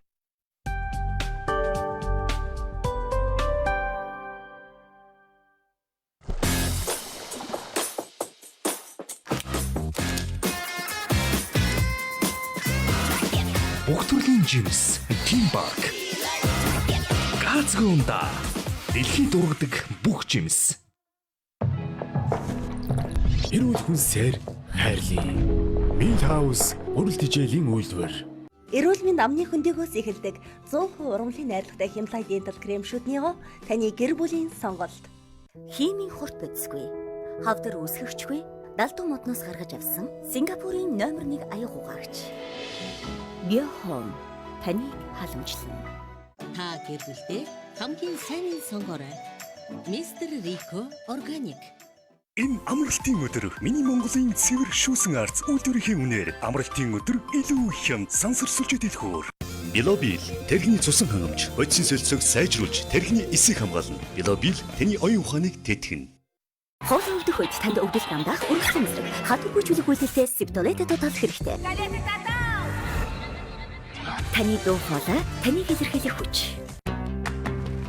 Таны хүүхдэд тусгайлан зориулсан зохимжтой найрлага бүхий олон төрлийн пикоид. Би пиковитийг сайн мэднэ. Амьдын ба эрдэсвэцүүд таны хүүхдийг амжилтанд хүргэнэ. Хоолны өвдөх үед танд өвдөлт намдаах үргэлжлэн мэдрэг хатуугүй чүлэг үйлдэлтэй септолет тоотол хэрэгтэй. Таны дуу хоолой таныг илэрхийлэх хүч. Энэ амралтын өдөр миний Монголын цэвэр шүүсэн арц үйлдвэрийн үнээр амралтын өдөр илүү хямд сансарсуулж дэлгүүр. Та гэр бүлдээ хамгийн сайн сонгоорой. Мистер Рико органик. Эрүүл мэнд амны хөндөгөөс эхэлдэг 100% урамлын найрлагатай хямлай дентал крем шүднийгоо таны гэр бүлийн сонголт. Дэлхийн брендийг дураараа бүтээ. Хам брэнд.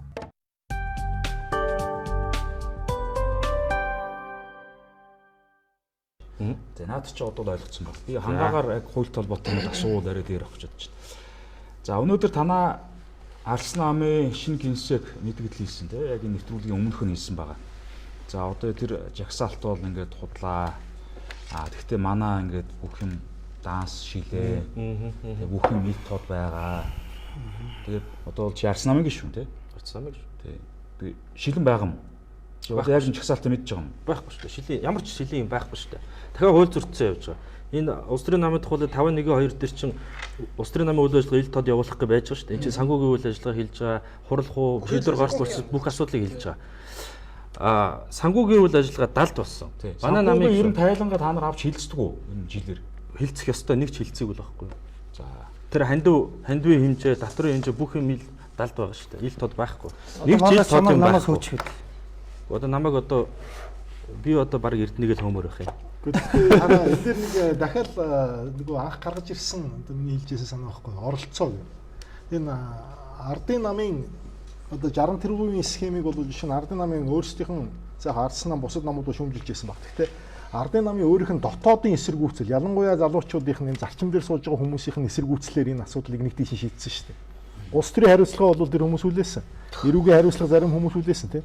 Тэгээ би зүгээр хувьдаа бол яг одоо нэг үйл дахиад тэр нэг Монгол ардын намын бол хариуцлага тооцсон. Тэгээ тооцоод явуулсан. Тэгээ энэ дээр бол одоо Арслан намын залуучууд маань хаана байна та нар тий. Сүүлийн үед уграад байгаа ч юм бол баярлалаа байгаа. Оролцоогоо аягуулсан гаргаж ирэх хэрэгтэй байхгүй юу? Би одоо галандыг их л ганцаарч байгаа. Хариуцлага байгаа шүү дээ. Би яг сая галандууд яагаад гэж хэлсэн бэ гэхээр яг хувь хүн яриад хувь хүн рүү чиглээд явах юм бол асуудал чинь асуудал болохгүй. Зарчмаа яриад тий. Үнэхээр хууль зөрчсөн асуудал байна гэж бодож байгаа бол зарчмаа ярих нь илүү зөв юм болов уу гэж бодож байна. Би одоо дараагийн асуултыг оюун гэрлээс санаа. Юу вэ гэхээр яг 100 сая төгрөг хувь хүнд бол их мөнгө. За том аж ахуйн нэгжүүдэд бол бага мөнгө. За гадны том аж ахуйн нэгжүүдэд бол бүр бага мөнгө. Тэ одоо яг ингээд бодоод үзэхэр чинь 35-6 мянган доллар байгаа байхгүй юу? За Арслан намаас одоо за 76 хүн дэвший гэж бодъё тэ. Үндсэндээ 2 сая доллараар Арслан намын бүх нэр дэвшилтийг худалдаж авч болохоор байгаа байхгүй. Зүр муугаар бодох. Гэхдээ яг хууль дээр бол гадаадын этгээдээс авч болохгүй гэсэн заалт байгаа боловч гэхдээ Монгол улсын одоо сонгуулийн тухай хууль, улс төрийн намын тухай хуулийг харж байхад бол Монгол бүртгэлтэй гадаадын хөрөнгө оруулалтын компаниас авч болно гэсэн байгаа. Тэгэхээр наач айгүй аюултай заалт. Энэ айгүй аюултай заалт юм шиг надад санагдаж байгаа хгүй. Энд чинь зөвхөн нэг үндсэн хууль гээл баахан хуулиудыг зөрчснөөсөө илүү энэ зүгээр үндэсний аюулгүй байдалд халтай ийм схем яваад байгаа юм биш үү гэж хараад байгаа хгүй. Тийм, ер нь бол яг хуу ардчлал гэж бол дур зоргоор авилсан нэр биш. Энийг бид нар бүгдээрээ хилдэг мөртлөө хэрэгжүүлж чаддаггүй. Маш олон хуулиудыг тойроод бүх одоо зүйл заалтаар бид нар ярих юм бол энэ бол дуусахгүй сэдв болно мэдээж. Гэхдээ энийг шийдэх маш энгийн арга байгаа байхгүй. Тэр бол ил тод байдал. Бүх зүйл дээр бид ил тод байх ёстой. Бүх зүйл дээр хуулиа хэрэгжүүлдэг байх тухай. Хуулиа мөрддөг байх тухай л асуудал ярьж байгаа. Сая 100 сая асуудал яригч. Наа чин яг үнэндээ түрүүн хуульч маань тайлбарласан шүү дээ. За 100 сая төгрөг гээд хандив гэхээр хандив авах хугацаа нэгдүгürt болоогүй. Энэ хуулийн хугацаа нь болоогүй байхгүй юу? 5 сарын 15-наас хойшоо хуулийн хугацаа нэгдэнэ. Гэтэл энэ чинь 12 сараас эхлээд аваад эхэлсэн тухай 3 хуваагаад авсан тухай мөн Эрдэнэ хэвлэлийн урал дээр ярьж ирсэн. 12 сарын 17, 2 сарын 1, 3 сарын 1. Тийм. Ингээд би 100% төлцсөн гэд Ардчилсан намын үндэсний бодлогын хорооны гишүүн нь хэвлэлийн урал дээр хэлсэн байхгүй юу? Тэгэхээр хандив авах хугацаа болоогүй. Нэг 2 дугаарт гэвэл хандивын хэмжээ шал өөр тоо явж байгаа. Иргэн бол 5 сая, аж ахуй нэгж бол 20 сая гэх. Тэр чин сонгуулийн санхүүжилт. Улс төрийн намынх нь бол нэг 10. Тийм. Тэгэхээр яг хуу таны асуултанд би юу гэж хариулах чинь нэхэр ингээд маш олон хууль зөрчигдөд байгаа энэ асуудал бол хин нэгэн цөөхөн эрх мэдэл төвлөрсөн хүмүүсийн л дур зоргоо авиралдаг тоглоом болчиход байгаа байхгүй юу? За окей. Би дамжины бас асууч яагаад гэхээр яг энэ салбар руу бас арай жоохон төхөө болохоор яагаад гэхээр би яагаад гадаадын энэ оролцоо нөлөө байгаад байгаа юм биш үү гэд хардаад байгаа гэхээр яагаад Монголд нэг ч том төсөл явагдгүй юм. Яагаад эгийн голын усан цахилгаан станцын төсөл явагдгүй юм. Тэ яагаад цахилгаан станцуудын төсөл явагдгүй юм. Яагаад нэг том мега төсөл болохоор л очил гацчтیں۔ Тэ тэр чинь бас энэ бүх юм чинь суур углуурган улс төрийн санхүүжилт байгаад байдаг тэ. Гэтэл гадаадаас нөлөөлөх юм бол зүгээр нэр дэвшилтэн дээр нь л одоо мөнгө өгчөд нөлөөлөх боломжтой байх нь шүү дээ. За окей чи дэвч би өмнөөс чи мөнгөний өгч тэ. Тэгэхээр та яг одоо ингээд нөгөө ихэнх том төслөч надад уулуурхатай холбоотой байдаг болохоор иймэрхүү юм гадаадад ер нь хэр их явдаг байсан бэ те. Ер нь иймэрхүү хардл сэрдэл байх нь ер нь мэдээж хэрэг биш үү? Тийм. За наадах чинь бол яг бид нэр бас нөгөө баримтан дээр суурлаад ярих ёстой. Тэгвэл тодорхой одоо хардах эрх, таамаглах эрх бол хүн болгоно байгаа. Хин нэгний нэр төр одоо алдар хүндэд талтахгүйгээр тийм ээ. За энэ дээр бол зүгээр нэг юм ижилхэн жишээ бол байдгийн. Өнгөрсөн сонгуулиар орон нутгийн сонгуул гэсэн үг. Канадын одоо 10 мужийн сонгуул явагдлаа. Тэгээ Бритиш Колумбич мужийн сонгуул болох болсон чинь хажуудлынх нь Альберта гэж мужийн сонгуул мужаас Бритиш Колумбийн мужийн сонгуулийн одоо нэр дэвшигч Кристи Кларк гэх нэг эмэгтэй байсан. Тэ нэг эмэгтэй би нэрийг буруу санджиж магадгүй. Амбан захирагч байхгүй тэр мужийн. Тэр мужийн өөрийнх нь Бритиш Колумб мужид дотор тэр өөрийнх нь намаас цугласан хандиваас илүү мөнгө хажуудлын Альберта гэж мужид цуглчиж байгаа байхгүй. Тэгээ асар том улс төрийн маргаан үүссэн. Яагаад вэ гэхээр тэр цаана байгаа тэр Бритиш Колумб мужийн далайн ирэг дээр ингээд хилжчихсэн. Альберта мужид яг манайх шиг юм одоо ландлокд буюу одоо их газар дээр байрладаг. Тэгээ тэнд бол газрын тос илбэхтэй, ихтэй. Тэгээ тэнчэнээсээ одоо газрын тосын шуудууд татаад, суваг татаад тэгээд далаа дээр борт бариад зарах гэж байгаа. Олон улс руу гарах гэж байгаа. Тэгэхээр Бритиш Колумб мужийн засаг захиргаа эсэргүүцээд исэн байхгүй тэр авих. Тэр Альберта мужаас санхүүжилтийг нь асар ихээр босгож өгжсэн тэр намын өдөрдөгч бол тэр одоо нефтийн хоолойг бариулна гэдэг амлалттайгаар дэвшижсэн. Өөрөлдвөл энд нэг юм сонин оролцоо байгаад байгаа биз. За ингээд энэ хүн бол сонголт унсан л та. Унсан тэдний нам бол унсан. Яг үүнтэй ижилхэн манад одоо энэ том төслүүд ингээд явагдаж байгаа. Зүгээр ингээд бодит би зүгээр улс оронд маань явж байгаа зүйлийг ярихад бол эгийн голын усан цахилгаан станц гээл байж чинь, төмөр замын төсөл гээл байж чинь, нүүрс баяжуулах үйлдвэр, зис хайлуулах үйлдвэр. За одоо ингээд энэ хажууд байгаа 5 дугаар цахилгаан станц одоо сүүлдээ бантан болж дуусчих шиг байна. Одоо дахиад сая энэ оюутлахын цахилгаан станц.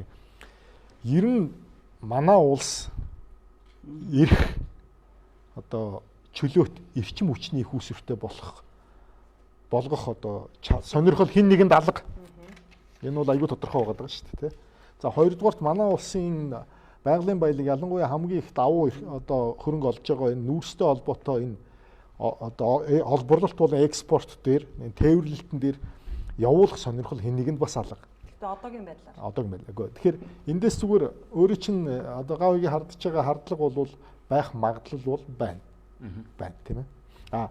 Түрүү хэллээ шүү дээ 2 сая доллараар бүтэн 76 парламентын гишүүнийх нь хүчээр тулган авж байгаа 100 сая төгрөгийг нь өгөх боломж байна. Тэгээд мэдээж мөнгө өгсөн юм чинь өрөнд орцсон хүн яах юм? Тэр нь шүү дээ. Тэгэхээр энэ дээр зүгээр гарцсан нь бол юу гэхээр өөрөө ч мэдээлэл дээр бас байна лээ. Тэгээ та бүхэн бас анзаарч байгаа бох одоо энэ телевиз үзэгчид ч бас анзаарах бах. 100 сая төгрөгийг бол Эрдэнэ дарга бол тэгж тайлбарлаж байна лээ шүү дээ. 100 найзаасаа сая төгрөг аваад өгчихөө гэх. Одоо магадгүй нөгөө 180 хүн чинь бүгдээрээ ингээд намынхаа гишүүдтэй уулзаад сая төгрөг болгосон болоод 20 сая төгрөг болгоо ингээд явж байгаа. Тэгэхээр Монголын татварын байгууллага аягуусаа ажиллах хэрэгтэй байхгүй энэ дэр. Хамгийн түрүүнд хандив татвар хураамж ингээд төлж байгаа бол хамгийн түрүүнд хэн ажилдаг гэж одоо манай энэ хуульч залуугийн хэлснээр төрийн аль нэг чигүүргийн байгууллага. Ялангуяа энэ мөнгөн дээр бол татварын байгууллага хамгийн түрүүнд очиод хамгийн түрүүнд их усүрэн цэвэр мөнгө байна уу гүй юу гэдгийг шалгаад олон нийтэд мэдээлэх хэрэгтэй байгаа байхгүй. Гинт хэрэгт хамгийн хамархан орооцолддог зүйл бол татварын орооцолдуулдаг одоо байгууллага бол татварын байгууллага шүү дээ. Баримттай нотлоготой учраас л тэр байхгүй. Тэгэхээр энэ дээр бол татварын байгууллагыг бол ажилласаа гэж хүсэж байна. Ямар нэг байдлаар тайлбар гаргуулж үнэн зөв мэдээлэл авахыг нь бол хууль хяналтын байгууллага нь хийгээсэй гэж хүсэж байна. Энийг олон нийтийн байгууллага тэр дундаа галдва танаа одоо арчсан намын залуучууд энэ дээр одоо хаана байгаа юм бэ? Яг энэ дайнд яг би гачирээч хангаагаас дараагийн асуулт асууя. Юу гэхээр би татвар төлөгч. Улс төрийн санхүүжилтийг олон нийтийн хяналт гэж юм байх шүү дээ. Тэгээ би улс төрийн санхүүжилттэй холбоотой асуудлаар шилэн болгохыг шаардаад мэдээлэл гаргаад хууль хяналтын байгууллагуудад хүсэлт өгсөн. Ер нь тэгээ сайн ингээд бид нар ярилцахад одоо тэр зарцуулалтын тодорхой бус, өгсөн үн тодорхой бус, олсон орлогын тодорхой бус. Тэр чинь бид нар нөгөө шилэн гэдэг дээр одоо өнөөдөр тэгсэн чинь ардчсан намын шинэ генсек нь гарч ирээд манай нам бол угаасаа шилээ. Бүх юм ил тодоо гэдэг те. Ер нь шилэн байна гэдэг нь өөрөө яг юу гэсэн үг юм бэ? Дансан шилэн байх ёстой юм биш үү те. Миний бодлоор бол дансан шилэн байх ёстой. Хин хэдэн дөрөв тушаас нь ойлгомжтой байх ёстой те. Та энэ дээр юу гэж бодож байна? Би таны асуултанд хариулахаас өмнө би нэг түрүү эхлэхдээ нэг үндсэн хуульд хууль дэдлэх зарчмын тухай яриад тасарсан. Ер нь бол Монгол улсад үйл ажиллагаа явуулж байгаа аль ч нам, ардчилсан нам, ардын нам, шин нам юу гэдгийг те. Тэд бүгд дотоод зохион байгуулалтынхаа хүрээнд ямар шийдвэр гаргах, тэр шийдвэрээ гишүүдтэй ямар байдлаар хүлээн зөвшөөрүүлэх нь бол тэдгээрийн асуудал байж болно. Гэхдээ тэр байгууллагуудын шийдвэр хууль дэдлэх зарчмын хүрээнд бол Монгол улсын үндсэн хууль түүнд нийцүүлэн гаргасан бусад хууль тогтоомжид бол бүрэн нийцэх ёстой гэж байгаа юм. Бүрэн нийцэх ёстой. За энэ хүрээнд бол Монгол улсын үндсэн хуульд нөгөө сонгогдох эрх хайчуу, эрхтгш байх эрх хайчуу тий. Хоёрдугаар түрүүн би бас энд хэлсэн санааг дахиад Монгол улсын үндсэн хуулийн 19-р зүйлийн нэг хэсэгт хүний эрх хэрэгжүүлээ зөрчигдөөд төрөөс хүний эрх хэрэгжүүлээг хангахуйц эдийн засаг нийгэм хууль зүйн болон бусад баталгааг бүрдүүлж хүний эрх хэрэгжүүлээг зөрчигдөө тэмцэх хүндэгдсэн эрхийг сэргээ эдлүүлэх үүргийг иргэнийхээ өмнө төр хариуцдаг. За энийг төрийн би төр гэж хэлээд байгаа. Гэхдээ төр гэдэг бол тодорхой чиг үүргийн байгууллагуудад хуваагдаад ингээд салаа явуулдаг субъектүүдэд хуваагдаад.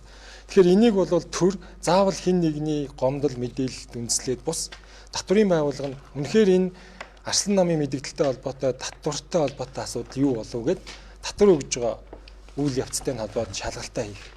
Хоёрдугаарт Монгол улсын үндсэн хууль заасан төрийн эрх мэдлийг хууль бусаар авахаар завдахыг хориглоно гэсэн заалттай холбогдуулаад төрийн тусгай чиг үүргийн байгууллагууд мөн хяналт шалгалтын чиг үүргийг хэрэгжүүлэх. Энд бол заавал нэг иргэн эсвэл аль нэг намын гишүүн гомдоод миний эрх зөрчигдлөө гэд яваад тах уг нь шаардлага байхгүй. Гомдоогүй шүү дээ. Гомдол биш. Тийм. Үгүй ер нь одоо нийтдээ таахгүй байхгүй. Тийм ерөнхийдөө хэлж яахгүй. Ер нь бол гомдох тийм шаардлага байхгүй. Энэ бол төр өөрөө аваад хэрэгжүүлчих бүрэн болцоотой арга хэмжээ байна л гэж би бол хараад байна. Окей. За дараагийн асуултыг наабаас асуух гэсэн юм а. Юу гэхээр за ер нь хүн болгон эрх ашигтай байдаг. За тэгээд аж ахуй нэгжийн эрх ашиг гэдэг бол тэгээд ашиг олох байдаг. Ашигын төлөө. Тэгээд ашигын төлөө байгууллага байдаг. Тэгээд аж ахуй нэгжүүдээс хандив аваад эхлэхээр одоо ашиг хийж өгнө л гэсэн үг шүү дээ, тийм ээ. Улс төрөөс улс төрийг ашиглаж, тийм улс төрийн дэмжлэг үзүүлж хандив хийж өгнө л гэсэн үг. За Америкт бол улс төрийн лоббиг бол одоо ингээд нээлттэй шилэн илт тод болгоцсон, тийм. Тэгэхээр ямар нэгэн асуудал гарахаар компаниуд нь лобби хийж мөнгөө ингэж шийд байршуулдаг, данс нь ил байдаг. Тэр мөнгөөр нь хууль санаачлагч нь одоо олон нийтэд мэдээлэл хийх, тэг хил мэдээлэлэр нөгөө мэдээллүүд өгөх зорилтоор зарцуулдаг. За зарим оронд болохоор одоо сүүлийн үеийн жижиг эдийн засгтай, жижиг дунд эдийн засгтай орнууд бол ардчлалаа хамгаалахын төлөө авилгалыг багасгахын төлөө ийм лоббиг бол зөвшөөрдөг. Тэр тусмаа одоо аж ахуй нэгжүүдээс хандив авахыг одоо зөвшөөрөхө болж эхэлж байна л да. Тэгээ ер нь ингээ цаашдаа ингээ хандив аваад явах угаасаа л тэнцээ байгаа усууч ямар нэгэн байдлаар эрх ашиг тэр нь нийгмийн олонхын эрх ашиг байх юм уу, нийгмийн цөөнхийн эрх ашиг байх юм уу, тэгэл асуудал байхгүй. Тэр эрх ашиг улс төр хандив ингээд чинь нэг юм зангилаа болчиход байна шүү дээ. Тэгэхээр та энэ талаар юу гэж бодож байна? Аж ахуй нэгжүүдээс ингээ хандив аваад явуудах нь зөв үү буруу юу? Тэгээд дараад нь 3 хэсэгтэй компани гэж яригддаг. Тэр компаниг төлөөлөгч гэж яригддаг, тийм ээ. За 30 гэр бүлийн төлөөлөгч гэж ярьдаг. За офшорчин гэж ярьдаг, тийм. Тэгэхээр энэ ингээд өөрөө ингээ буруу тишээ яваад байгаа юм шиг миний хувьд. Та юу гэж бодож байна? Яг хөө манайх шиг сонгогчдын эсвэл лоббиг, улс төрийн лоббиг зөвшөөрөх ёстой юм уу? Тийм өндөр манайх шиг сонгогчдын боловсрол тийм өндөр биш улс оронд бол компаниудаас хандив авах нь бол зохимжтой зүйл биш байна гэж хэлэх гэж байгаа.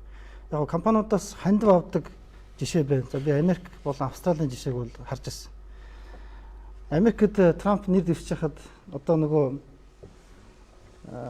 ногоо эдийн засгийг хөгжүүлэх нөхдөд байгаа шүү дээ. Одоо нар салхины эрчим хүчээр одоо эрчим хүчийг хангана. Нүүрс бол муухай бохир заван учраас нүүрсийг хэрэглэнээс хаална. Нүүрсээр ажилладаг цахилгаан станцуудыг ерөөсөө бодлогоор дэлхийд шахна гэдэг энэ бүлэглэл нь болохоор Трампын эсрэг талд байсан. Тэгээ Трамп тэнд тэгвэл очиод уурхайн бүс нутагт очиод Трамп нүүрс ухтгаа гэдэг одоо ийм лозунг барьж хагаад тэгээд нүүрсний компаниудаас ил нээлттэй бол би нүүрсний салбарыг бол зогсоохгүй гэдгээр нээлттэй ханд авч тэгтээ хамгийн гол нь ханд нээлттэй байгаа. Асар их ханд авч байгаа тийм. Трампыг ялгахт нь бас тэр нүүрсний компаниуд нэлээд их нөлөөсөн баг гэж бодож байна. Хоёрдугаар Австралид яаж юм гэсэн чинь Австрал бас энэ уулуурхан компаниуд нь сонгуулийн үеэр лобби бүлгэн байгуулж байгаад бүр зарлж байгаа. За одоо уулуурхаг хариуцлагатай уулуурхаг дэмжих одоо энэ намаа бол бидний дэмжнэ. Тэ? Дэд бүтцтэй хөрөнгө оруулалт хийх одоо уулуурхаг цааш нь доктортой хөгжүүлэх намыг бол дэмжиж гэдэг. Лобби бүлгэд нь компаниуд нь нэлж орж байгаа лобби бүлгийг зарлж байгаад авиачид мөнгө өгчөж байгаа. Тэнд бол яаж юм нэхэр бодлого нь тодорхой. Улс орныхын хөгжил бид нартай харьцуулахад харьцангуй төрүүлээд явцсан. Иргэдэн нь одоо сонгуулийн боловсралтай байгаад байгаа байхгүй. Манад болохоор яг тэр нь хуулаад тавьж болохгүй. Ягаад тэгэхээр бүх одоо мэдээлэлүүд нь хаалттай. Одоо ядчил энэ улс төрийн одоо намуудын мөрийн хөтөлбөр чинь ядчил сонгуулийн өмнө 20-30 хоногийн өмнө биш нууц байж байгаад биш. Бүр жилийн өмнө гаргаж тавьж байгаад дискшн болоод тэр нь санхүүжилтээ яаж хийх нь гэдэг нь бодлогын мэтгэлцээр явж чаддаг байсан бол хамаалал компаниуд нь за энэ бол улс орноо ингэж хөгжүүлэх юм байна. Би бол энд танд өгж яана гэдгээ нээлттэй зарлцдаг бол уг нь амар байгаа. Гэхдээ манад бол болтой яг бүх юм хаалттай учраас сонгогч нь боловсрол муутай учраас болно гэж үзэж байгаа юм байна тийм ээ.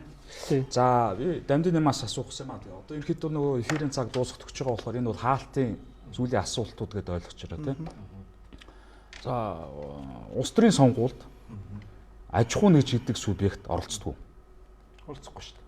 Хүн өөрийнх нь төлөөний үнээр сонгодог. Тий. Тэгээ аж ахуй нэгжээс ингээд хандив авах. Аж ахуй нэгж улс төрийн сонгуульд оролцоод явах. Өөрийнх нь нөлөөллөө бий болгох. Төлөөллийн хүнийг сонгох. Эдгээрт оролцож байгаа байдлаар энэ одоо 100 сая бол харагдаад байна шүү дээ, тийм ээ. Тэгэхээр таны хувьд яг энэ тал дээр ямар байр суурьтай байна? Одоогоор мөрдөж байгаа Монгол улсын хүчин төгөлдөр хуулиар бол оролцох ёстой гэдэг. Оролцох нь эрх нь нээлттэй гэдэг тавигдсан байж байгаа. Хувийн байр суурь бол арчилсан үйл явцыг чинь үндсэн одоо зарчим юу гэдэг вэ гэхээр шууд сонгох. Монгол улсын иргэн тухайн арчилсан улсын иргэн гэд хэлчихэл л дээ.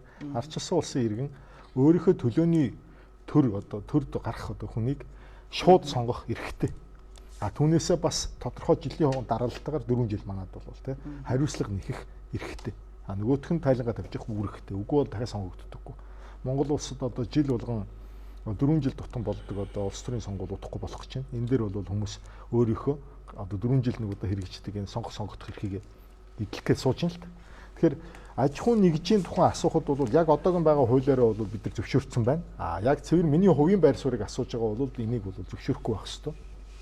Энэ нь бол нөлөөллийг бууруулах одоо юм зарчимтай байх ёстой. Дараагийн нэг асуудал бол юу гэхээр аж ахуйн нэгж болон хувь хүний эрхчлөө гэдэг ингээ ярихтай зэрэг нэг намуудын асуудал, үзэл баримтлалын асуудал ард нь гарч ирээд байдаг. Барууны нам уу, зүүнний нам уу? Үндсэн ялгаа нь юу гэдэг вэ? Ерөөсөө л төрийг хүчтэй байлгах уу, иргэдэг хүчтэй байлгах уу гэдэг хоёр баланстай л хоёр талд яваад байгаа шүү дээ, тийм ээ. Тэгэхээр энэ дээр одоо юу гэдэг юм? Барууны нам, одоо манай арчсан нам томьёолоод байгаа нь өөрийгөө барууны нам гэж томьёолдог. Энэ намын хувьд бол одоо аж ахуйн нэгжүүдийг дэмждэг, бизнесийг дэмжих гэж одоо оролдох ёстой. Өөрөлдвөл нийгмийн хангамжийг бол хумдаг, татвар бага байлгаж аж ахуйн нэгжүүдийг илүү ашигтай байлгах гэж дайрж идэг ийм үзэл баримтал байх ёстой. Манайх чинь фашист удирдагчтай барууны нам болчиход байгаа шүү дээ. Одоо яг шилдэлээр ингээ 100 сая төгрөг манай ирчин чинь намын гişүүд орж гарч одоо чамаас асуусан. Юу гэхээр одоо ингээ нэр дэвшилтэн дээр ингээ хүмүүсээс ингээ том өндөр босго тавиад энэ чинь аваа явчихар чинь. За төрийн эрхт гарсны дараа бол яг энэ улс төрийн нам дээр явж байгаа менежмент бас ялгаагүй л хэрэгжигдэн гэж харагддаг байхгүй. Тэгэхээр одоо юу гэсэн үг вэ гэхээр тэр үед нэр дэвшилтэн дээр нь тусалж ийсэн эсвэл өмнөөс нь төлсөн аж ахуйн нэгжүүдийн төлөө одоо төр засаг бол ажиллана гэсэн үг шүү дээ. Одоо өмнө нь бол 12-оос 16 оны хооронд бол айгүй олон гой нэртэй хөтөлбөрүүд хэрэгжсэн тийм. Зарим аж ахуйн нэгжүүдийг дэмжсэн, зарим нь болохоор дэмжээгүй хайсан тийм. Яг галинд бас ямар асуулт байна гэхээр ерөнхийдөө бол улс төрийн нам сонгуульд ер нь бол аль болох олон ингээд тийм оролцоотой байхаар одоо нэгөөсөндөө нөгөө эмэгтэйчүүдийн оролцоо, ахмадуудын оролцоо, за залуучуудын оролцоо ингээ хангаж иж тэр чинь бас нөгөө ард түмнийг төлөөлөхөөр явж байгаа болохоор ингээ хангах хэрэгтэй тийм ээ. Тэгээ бүгдэн дээр ингээ 100 сая төгрөгийн ингээ босго тавиад эн чинь тавьчихаар тэр юм чинь алдагдах юм биш үү тий. За одоо бол ингээ шилэн гэж ярьж байгаа боловч чи өөр арс намын гишүүн мэдхгүй явж идэг тий. Тэгэхээр одоо яг тэр хаалттай байгаа тий. Тэр 170 80 хүнээсээ яаж одоо энэ яг дэвших 76 оныг сонгож байгаа. За 2-3 юм асуучлаа те. Нэгдүгüрт бол баруун төвийн нам гэж манайх үндсэн дүрмэн дээр үзэл баримтал дээр бичигдсэн байгаа. Гэхдээ бол одоо фашист удирдагч гарчаад байгаа манай намын толгойд. Тэгээ нэгдүгüрт бол эхний ээлжинд тэрийг өөрчлөх хэрэгтэй. Хоёрдугаарт бол улс төрийн нам ингээд нийгмийн одоо төлөөлөл учраас бүх одоо залуучууд эмэгчид төлөөллийг хангах хэрэгтэй. Дүрмэн дээр мэдээж байгаа. Гэвч бол манай үндэсний бодлогын хороо гэдэг шийдвэр гаргах дээд байгууллагууд бас л хэдэн компани, тэр 3 өсгтэй компани, эсвэл бол Эрдэнэгийн тойрон үрээлэл, Элбэг доржийн тойрон үрээлэл гэдэг нэг хэдхэн бүлэг хүмүүсийн процент орцол байгаа юм л да. Тэгэхээр энийг бол задлах гээд бас явж байна. Дээрээс нь дахиад ер нь энэ улс төрийн намын тухай санхүүжилтийн тухай асуудал ярьж байна. 100 сая асуудал босчоод байна. Яг үндэ манай намд тэр их 100 сая, олон зуун хүний 100 сая төгрөг, тэр 18 тэрбум төгрөг гэдэг юм уу? Улс төрийн намын үйл ажиллагаа явуулахад энэ их мөнгө хэрэггүй байхгүй юу? Би өөрөө намын галтгоонд их олон жил ажиллаж исэн. Үндэсний бодлогын орооны гишүүдээр нэг ойролцоогоор нэг тэрбум орчим төгрөг ингээд намын гишүүдийн мөнгө цуглалаа гэхэд тухайн жилд бол энэ улс төрийн намын хэвийн үйл ажиллагааг хангахад бол хангалттай мөнгө. Тэрнээс илүү мөнгө шаардлагагүй.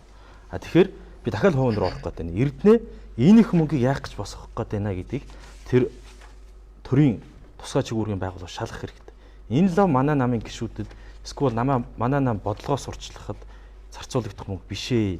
Тэр хувь нь энэ хүмүүсийн манай намын нэрээр босгоод байгаа энэ олон тэрбум төгрөг, тэр олон 100 сая төгрөгнүүдийн асуудлыг шалгаж ил тод болох ёстой. Би ч бас энэ дээр ажиллая гэж бодож байна. Ер нь энэ намаа бас ингэж энэ нөхдүүдийн барьцаанаас, энэ мөнгөний барьцаанаас салгаж авахгүй бол нэр хүнд гэж байхгүй боллоо бүр. Тий, тоглоомгүй. Энэ дээр одоо манай намын залуучуудын зурагтаар үзэж байгаа бол одоо нийлж нэгдээд энэ намаа цэвэрлж авахын төлөө, мөнгөний төлөө нөлөөллөөс намаа гаргаж авахын төлөө бүлгэлүүдийн барьцаанаас гаргахын төлөө хамтар тэмцье. Манай намын залуучууд одоо битгий тэгээ цүнх бариад чацаг царайлаад яваа. Одоо энэ нийгмийн өөрчлөлийн төлөө, намуудыг өөрчлөхийн төлөө хамт зүтгэе гэж уриалж байна. За Оюунгэрэлээс. За ер нь таны уудлаар яавал одоо улсын их хурл ард түмний төлөөлөл болж чадах вэ? За нэгдүгээр төр нь үүргээ хэрэгжүүлмээр байна. Хоёрдугаарт гэвэл иргэдийнхаа сонгогчдын одоо иргэдийнхаа боловсролыг дэвшүүлмээр байна. Тэгээд дээр нь ил тод байдлыг сайжруулах хэрэгтэй. Иргэдийн мэдх эрхийг хангадаг баймаар байна. Тэгээд эцэст нь бол олон улсын өмнө хүлээсэн үүргээ Монгол улс биелүүлдэг баймаар байна. Бид хүний өмнө очиод юм ярьцдаг тий тэргээ хизээч биелүүлжсэн тохиолдол нь их ховор. Тэгээд хуйлаа дээдэлдэг ардчилсан нийгэмд бид нар амьдарч байгаа. Дур зоргоороо ардчлал гэдэг бол дур зоргоороо авирлахын нэр бишээ гэж дахиалчмаар. За хангаагаас сүүлийн асуулт бас цаг маг болж байна уу? Тэг ялгаа байхгүй. Ер нь саяны нөгөө аж ахуй нэгжүүдтэй холбоотой асуултыг л асуусан л тийм. Одоо хууль гэдэг ч юм бол дандаа логик төр үндэслэж гардаг шүү дээ тийм ээ. Тэр ямар логик төр үндэслээд аж ахуй нэгжүүдээс ингэж хандив авахыг ингээ тэр хуулинд оруулсан юм бол гаргалгаа нь яг юу юм бэ? Тэрийг одоо хориглох боломж нь юу ах вэ? За би бас тэр нэгэнт одоо Монгол улсад хүчин төгөл төр мөрдөгдөж батлагдсан сонгуулийн тухай хуульд сонгуулийн хандив зардалтай холбоотой асуудалд хуулийн этгээд нам хандив өгж болно гэсэн юм эрх зүйн зохицуулт үйлчилж байна. Тэгэхээр аж ахуй нэгж буюу компани гэдэг бол нийгмийн хамгийн уг нь бол зөв хардж болдог бол хамгийн үнэт нэгж. Өөрөөр хэлбэл компани үйл ажиллагаагаа хууль тогтоомжид нийцүүлж төрийн мэрэгэн бодиттой шудраг шийдвэрийн дор явуулах ийм хүсэл зориг байгаа тохиолдолд аль нэг намын бодиттой мэрэгэн бодлого мөрийн хөтөлбөрийг дэмжиж бол сонгуульд энэ нам л гарвал одоо бид татврын хувьд эрх зүйн орчны хувьд зөв байж болох юм байна гэдэг ийм итгэл үнэмшлэр бол өгөх нь аж ахуйн нэгжийн хувьд бол бас нээлттэй байх гэж бодож байна. Аж ахуйн нэгж гэж ярьж байгаа боловч компани бол хувь хүмүүсийн бүтээсэн хувь хүмүүсийн өөрсдийнх нь хамгийн үнэт баялаг учраас энийг бол бас энэ сонгуулийн хуульд орхигдуулаагүй нь цаанаа бас нийгмийн үнэт нэг эд эсэ бас хүлээн зөвшөөрч эрх ашгийг нь төрийн бодлого шийдвэр тусгуулах өөрөөр хэлбэл зөв намыг зөв хүнийг сонгоход нь бас оролцоотой байх ийм зорилго агуулсан болов уу гэж харж байна. За ингээд өнөөдөр бидний нэвтрүүлэг өндөрлөх болж байна. Тэгээд хамгийн сүүлд нь базаад хэлэхэд бол улс төрийн санхүүжилт гэдэг бол яа харахгүй одоо авилгал, хээл ахуул, за аль эсвэл хөгжин цэцгэлтийн хоёр одоо замын зангилаан дээр байдаг асуудал юм аа. Тэгээ улс төрийн санхүүжилт бол яа харахгүй нээлттэй, ил тод, шилэн байж ижил ард иргэд бид нэр одоо сонгож байгаа хүмүүст итгэлтэй, сонгож байгаа намдаа итгэлтэй байх болов уу гэж бодож байна. Улс төрийн хүчин эсвэл одоо улс төрд гарч иж байгаа хүмүүс бол одоо компаниудын төлөөл байж болох уу, байж болохгүй гэдэг асуудал бид бас ярилцлаа.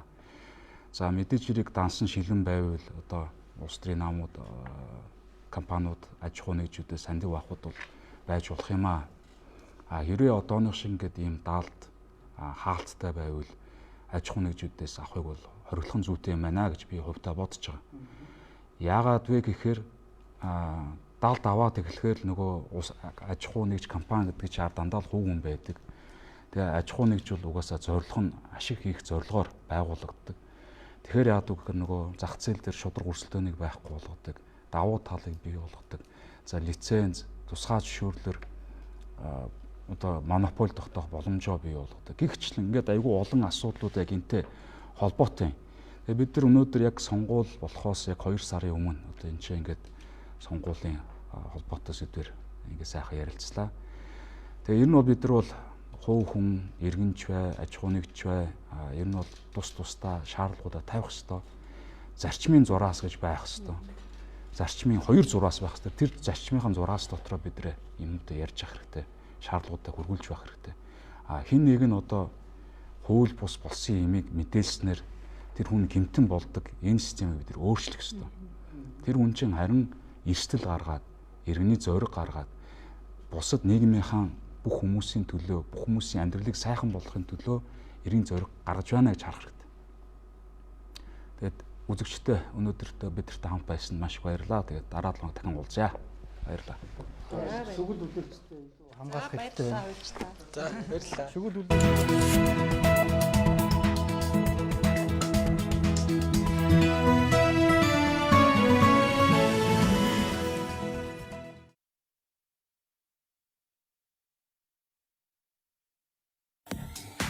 Хар чавг овьяастай сайн йогурт.